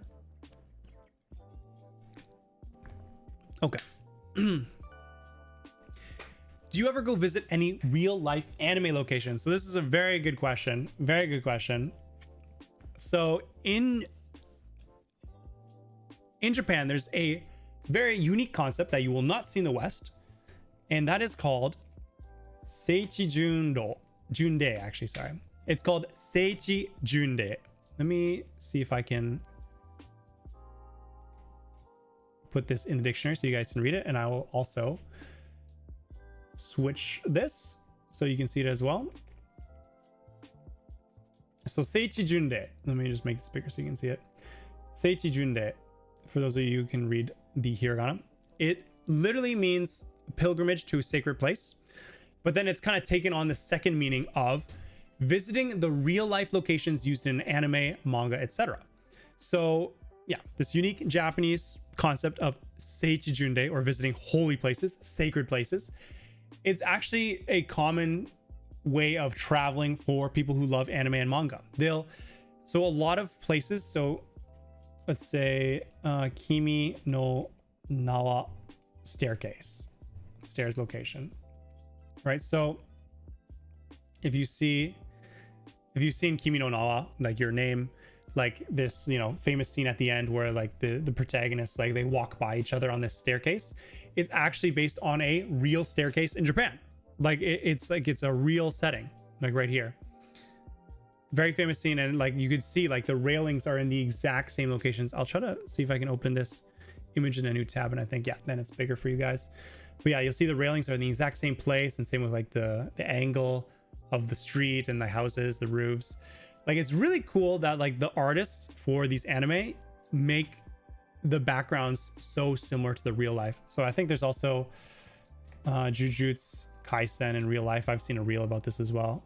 Real life locations. Yeah, so there's a scene with Gojo, you know, on here. I think he's like talking to Geto when they're like kind of confronting each other. And really cool, like you'll see people hold up like these pictures as well, like printed. Let me see if I can open this in a new tab. So yeah, like literally like printed pictures of the anime, and they'll just hold it up to the real place, and it's just like fits 1-to-1 because it's based on a real location in Japan. So it's a fun way to come up with ideas of places to visit in Japan. It's like based on these anime manga locations. And one that I have been to before, haven't even seen the manga or anime, but I've been to before is so K-On! School Shiga. So if you guys know, so K-On!, I think it's like a slightly older anime, not super old. One was a 2007 to 2010. It's about like a rock band group in school.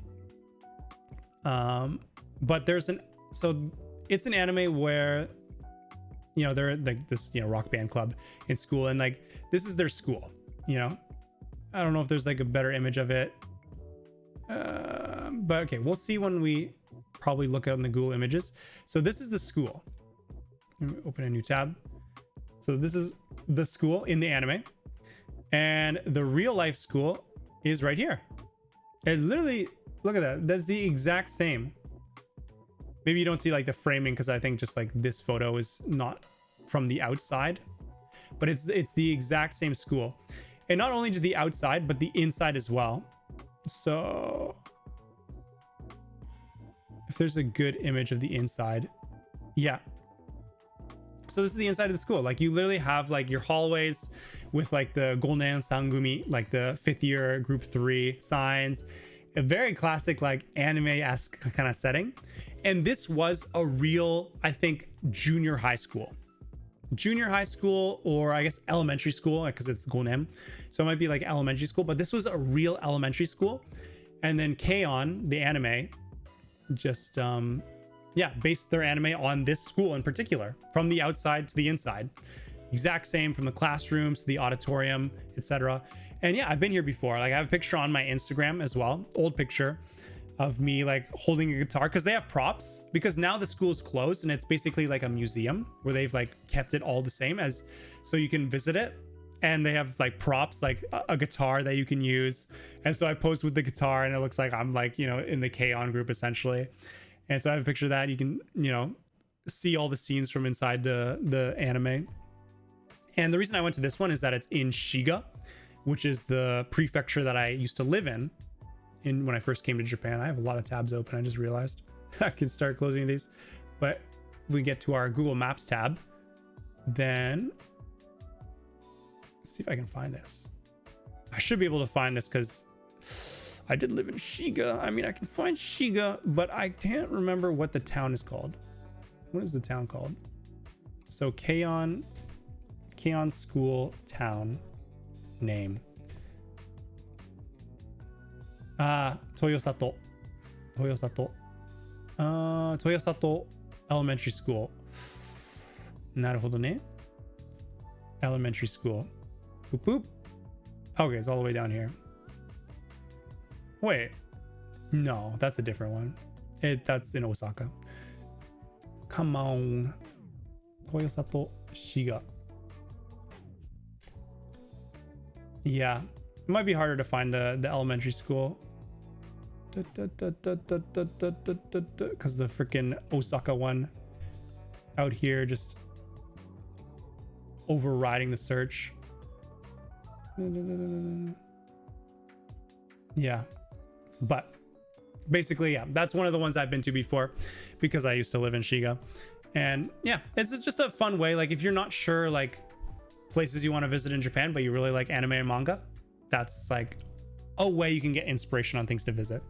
And then if you like Slam Dunk, the basketball one, I think that one's like Kamakura, like on the beach as well. Like there's a bunch of examples. Oh. And my ice pack is now like completely water. The ice pack I use to make sure my camera doesn't get too hot. Let me just switch the screen real quick. So I don't know if it's actually going to stay on the camera, but we are going to put it back on and see what happens. And K-On is the best anime ever. Okay, Kenneth is a K-On watcher. Awesome. Do you listen to Vocaloid songs? I don't. I have listened to them in the past, but yeah, well, I mean, they're nice. They're just, it's not my like first taste of music that I'll listen to, but they're cool. And Toku, when will we see you on Mr. Fuji's channel? Don't know. I've actually met those people though. They were in a bar in Osaka and I just like bumped into them. I didn't even know who they were at the time. So that was a pretty cool encounter. So I've met like quite a few of them, but when I'll show up on the channel, who knows? Don't know. It just depends if they ever want to invite me, but they seem like a really cool bunch of people. So if they ever invited me, I'd probably do it as long as we can like line up our timings. Manga authors often use their hometown as the stage for their stories. One, because it's easy to get reference footage, and two, to improve tourism in the area. That's really cool. Yeah, thanks Nora for the tidbit. Yeah, it makes sense because like, you know, when you're an artist, you're drawing things like, yeah, you want to like make it look as realistic as possible and like using real life buildings and streets is the best way to make it look realistic because it's real. And then, yeah, if you're an author from that city, you can just go outside your house and okay, time to like use this as reference. And then, yeah, if you want to support your hometown, then yeah, if your manga or anime takes off, then people want to visit it and that boosts the tourism in your town and you're just like a hometown hero in that sense. So yeah, a little like double bonus in that sense. I think it's a really cool concept that they base it off of places in real life. It's like just like a little kind of bonus if you walk through that area in real life. Like, oh wait, I've seen this in an anime before.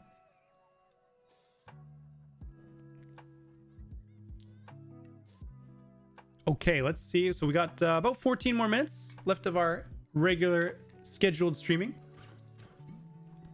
So let's see if we can get through a couple more questions here.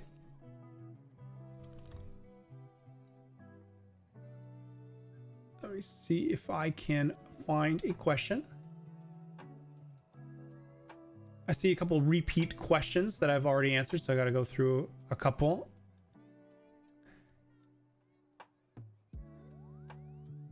This is kind of a funny one, and I don't. I'll read it first. So, I really like Japanese food and would like to improve my cooking skills. I always burn takoyaki. Any advice? So I am by no means a qualified chef. I wouldn't say I'm a hopeless chef. You know, if you, so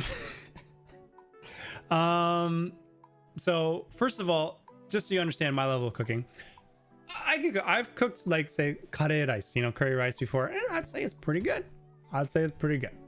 But because I can't be asked to cook every day, you know, from scratch. If you guys know like the service probably in the West called HelloFresh, where they send you ingredients and a recipe, and then you don't need to think about what to make or like how to buy the ingredients. It's all sent to you and you just like prepare it essentially. They have a HelloFresh like equivalent in Japan. They have a few, but the one I use is called Oishiksu. Not sponsored, by the way. But yeah, it's called Oishiksu, and you basically just like order your meal kits like as if it's HelloFresh. I don't know if they have a example of a package they send, but you know, basically the meals will like look like this. Like, you know, sometimes like pork chops and like, you know, vegetables, and you make your own rice.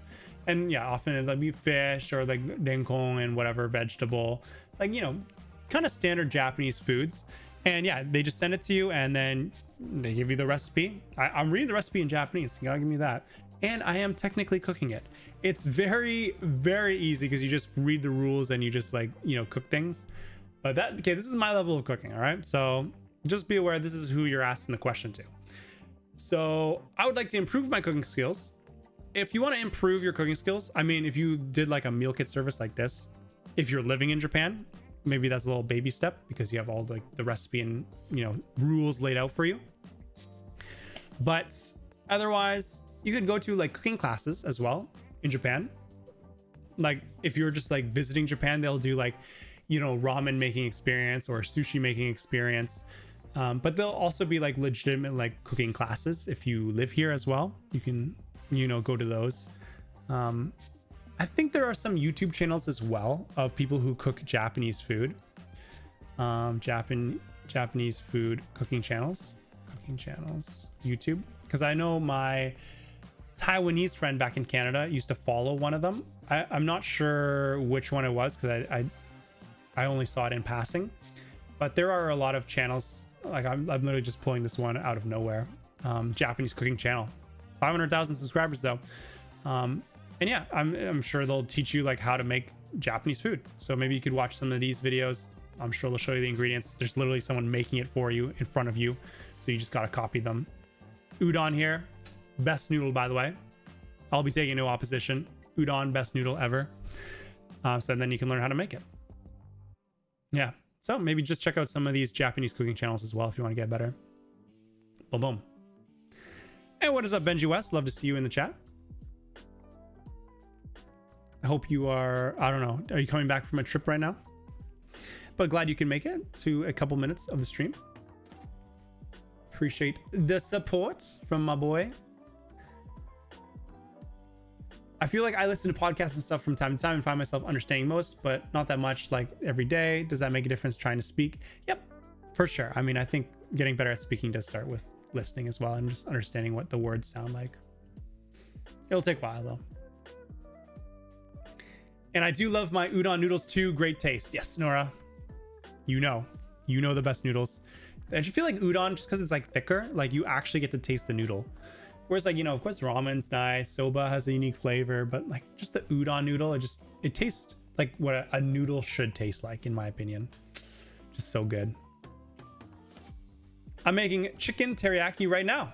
Space Traveler, let's go. You should make it a live stream, and then you could be the next Japanese cooking channel right there. And just got back from Tokyo, went to the Muscle Girl Bar and Saitama this weekend. That's awesome. Yeah, I did see your notification about doing the Muscle Girl Bar. I hope that went well. I hope you showed off the girls with your muscles. I would not be surprised if you couldn't though, because those girls are jacked. It is ridiculous. But that sounds like an epic stream. And yes, having a great stream. Thank you. Thank you. And I have a serious question, Tactical Cookie. Yeah, I mean, feel free to drop it, but I mean, got lots of questions to get to as well, so I can't guarantee I'll get to it. But hopefully I can get to it. If not this time, then another time in the stream. And yes, I'm still living in Japan. Extreme. A bar full of muscle mommies, count me in. Yeah. Tokyo's got you. There's one in Osaka too, but it's a little bit smaller. But there are still some muscle mommies out there. One is the second best muscle arm wrestler in Japan. Second best women's arm wrestler in Japan. Yeah. There are some muscle mommies out there for everybody.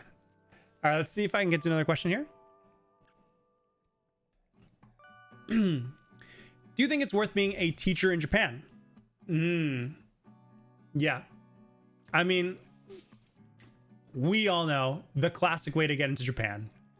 English teaching, right? Like you don't need to have any Japanese language skill.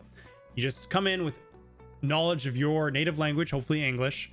And if you have a degree, that's extra bonus. And then you just teach English. Whether it's worth it, it depends on what your goals are for coming to Japan. If you just want to live here short term, totally. Yeah, easy. You know, I mean, just come here as an English teacher. You won't get paid a whole lot. Maybe if you do the JET program, I would recommend doing that if you could, because I think you get paid more than a regular English teacher. And that will give you a little bit more of a living. You don't get to choose where you work though. You kind of get thrown into whatever school is available. But the salary is better, and I think you'll have a little bit more freedom in terms of that sense, being able to travel. But if you're thinking about living in Japan long term, I really don't like the English teacher path because it's pretty dead end, I think, a lot of times. Because yeah, there's nothing wrong with getting into a country, you know, starting off with a tougher job, like not particularly one that's your dream job, but it's a job that is hiring and you can get into the country. That's great. The only problem with English teaching is that your Japanese is not going to get better because you're teaching in English and the people around you are probably speaking to you in English, like even the other teachers. You probably have to speak to the students in English too. And yeah, your Japanese is just not going to get better, and you probably aren't going to be motivated to learn Japanese before you even move because you're like, oh, well, my job's in English anyways. I don't need to learn Japanese. And I really think learning Japanese is the key to having a long, successful life in Japan. So if your goal is to be in Japan long term, I probably would recommend against the English teaching route. I think it's a very easy way to get stuck in a dead end. But if you just want to hang out in Japan for like a couple years, yeah, it could be an easy way to come in. And if you don't feel like you really want to spend a bunch of time getting really proficient at Japanese because it's only going to be like a year or two thing for you, totally fair, then yeah, English teaching could make sense. That'd be my opinion on it. And Koshi just subscribed to Benji West's channel. That's awesome. Yeah, he makes some great live stream. He streams more often than I do. You know, 3 or 4 times a week, roughly, I'd say. Just his life in Japan, traveling to different areas, different challenges. It's a lot of fun.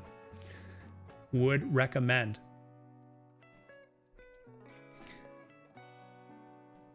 How did you adjust to Japanese food at the start? It was not hard. I love Japanese food. Like I'll eat sushi, raw fish. No, absolutely no aversion to that. I love the noodles, everything. Very little adjustment needed. Look up Wonder food delivery and takeout. Not even food is safe from the AI sludge. Gotcha.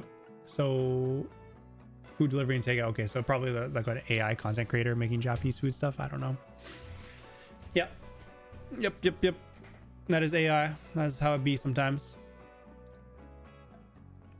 With a master's degree in N2, I hope I'll get a visa. Yeah, I mean, if you usually it just depends if you can get like a workplace to sponsor you, but yeah, master's degree and N2, you're staying in a really great place.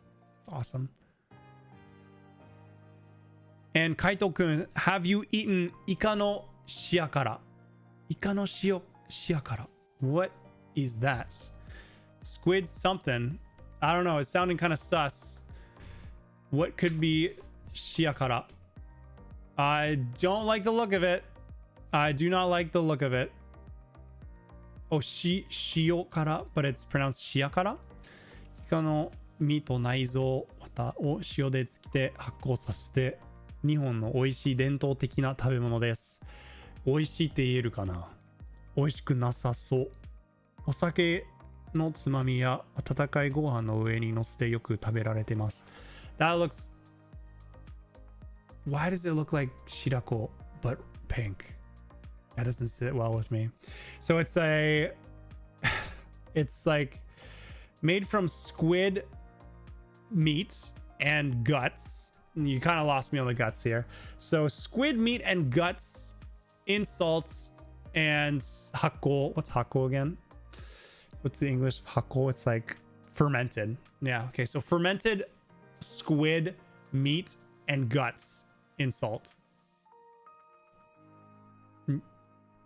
It's not probably not what I would reach for on the, grocery store shelf. Like, what is this? I love how they like try to put it on a fancy plate, put some like herbs on it, but it like the food itself looks like goop. Like this, like you look at this is the definition of gobbledygook, if I've ever seen it. The word gobbledygook was invented for food that looks like, is that a cup? I'm just looking at this now. It looks like this is like the rim of a cup, and you just put it in there like squid meat. And why is the sauce red like that? Like it's just salt and what, like the squid juices? That looks terrible. I'm sorry, I can't do that, bro. I'm not eating this. Maybe I have in passing, but oh god, I would not order this on the restaurant menu, unfortunately. Just does not look good. Maybe it tastes better though. I could. Why does it look like brain though? Why does it look like an actual brain? I don't know if I can eat this. The guts is throwing me off. I feel like if this is actually just squid meat, I could do this. I could do this if this is just squid meat and it's like got a little bit of spice in there, salt, fermented, probably tastes a little funky, but I could eat 1 or 2 strands for you. If someone like, had it on the table and like, hey, you want to try it? I'd try it. Probably wouldn't eat the whole thing. That is, but yeah, Japan has some fun food. You'll never run out of fun things to try in Japan.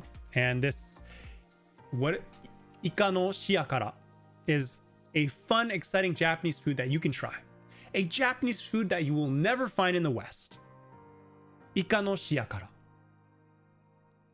Squid guts, squid meat and guts fermented in salt for a day. Don't know about that. If anyone in the chat would love to eat this, let me know. And then you can take a video of it. I'd love to see that. Max level achieved at Koko Ichibanya. I've actually not really eaten at Koko Ichibanya. I maybe like had it once in the past. I can't even remember. But I'm not a spicy food eater, personally. I like mildly spicy things, but I'm not the kind of person who goes for like the max spice and like trying to show my masculinity off with how much spice I can handle. I've never been like a ultra spice guy. How about you, Andrew? What are you on the Koko Ichibanya spice scale? I think Benji, if he's still around, probably has gone pretty high up on the spicy scale. And Nora, is there any typically Canadian food that is hard for you to get that you are missing? I don't know. I always, like, my friends and family always get me pretzels because I love pretzels, and I never really see them. I've not seen them in Japanese supermarkets. But then, like, Michael, who I had on like here like 2 weeks ago, said, like, you know, you can just get the pretzels at the grocery store. I'm like, are you sure? I've never seen pretzels in a Japanese grocery store. I mean, if he's seen them, I guess they're there, but like, I don't know.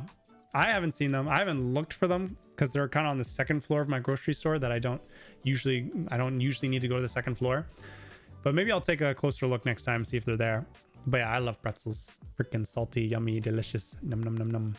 But yeah, so like I tell my friends and family like I miss pretzels, and then they'll bring me like a bag of pretzels. I have like half a bag of pretzels left in my, you know, drawers right now, just like, you know, savoring it as I go. But maybe there's some just like, you know, down the road at the grocery store, so who knows. Wouldn't say it's a typically Canadian food, but it's a Western food.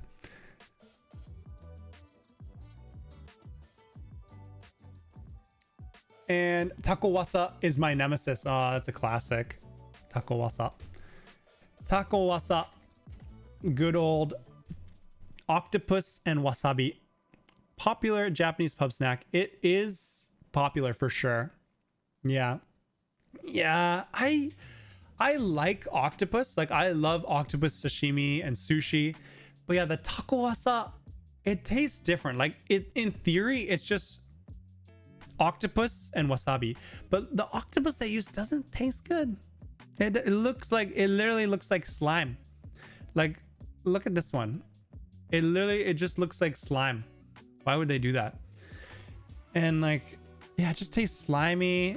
And then like the wasabi, it just like everything is just kind of spicy. It's spicy and slimy. It probably is very similar to the ika no shiakara, as we've seen. It's probably just slimy and spicy.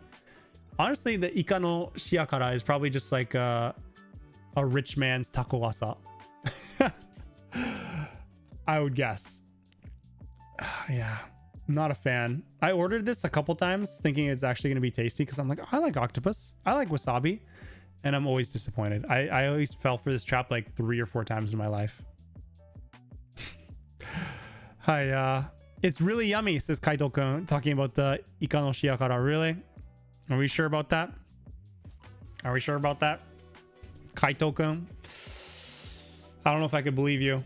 Do you like taco wasa? I have a feeling you like taco wasa. And hello, Lil Uzi Flame. Nice to see you out here.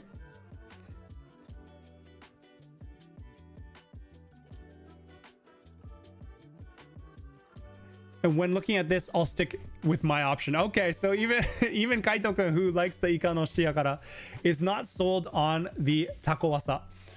Yeah, damn. Taco wasa taking a huge hit. I thought you'd be the main clientele. And my favorite Japanese food, sushi. Classic. I covered that in, I think, 2 streams ago. But yeah, sushi, best food. Papiko, best snack. Best, like, ice cream. Pizza, best snack.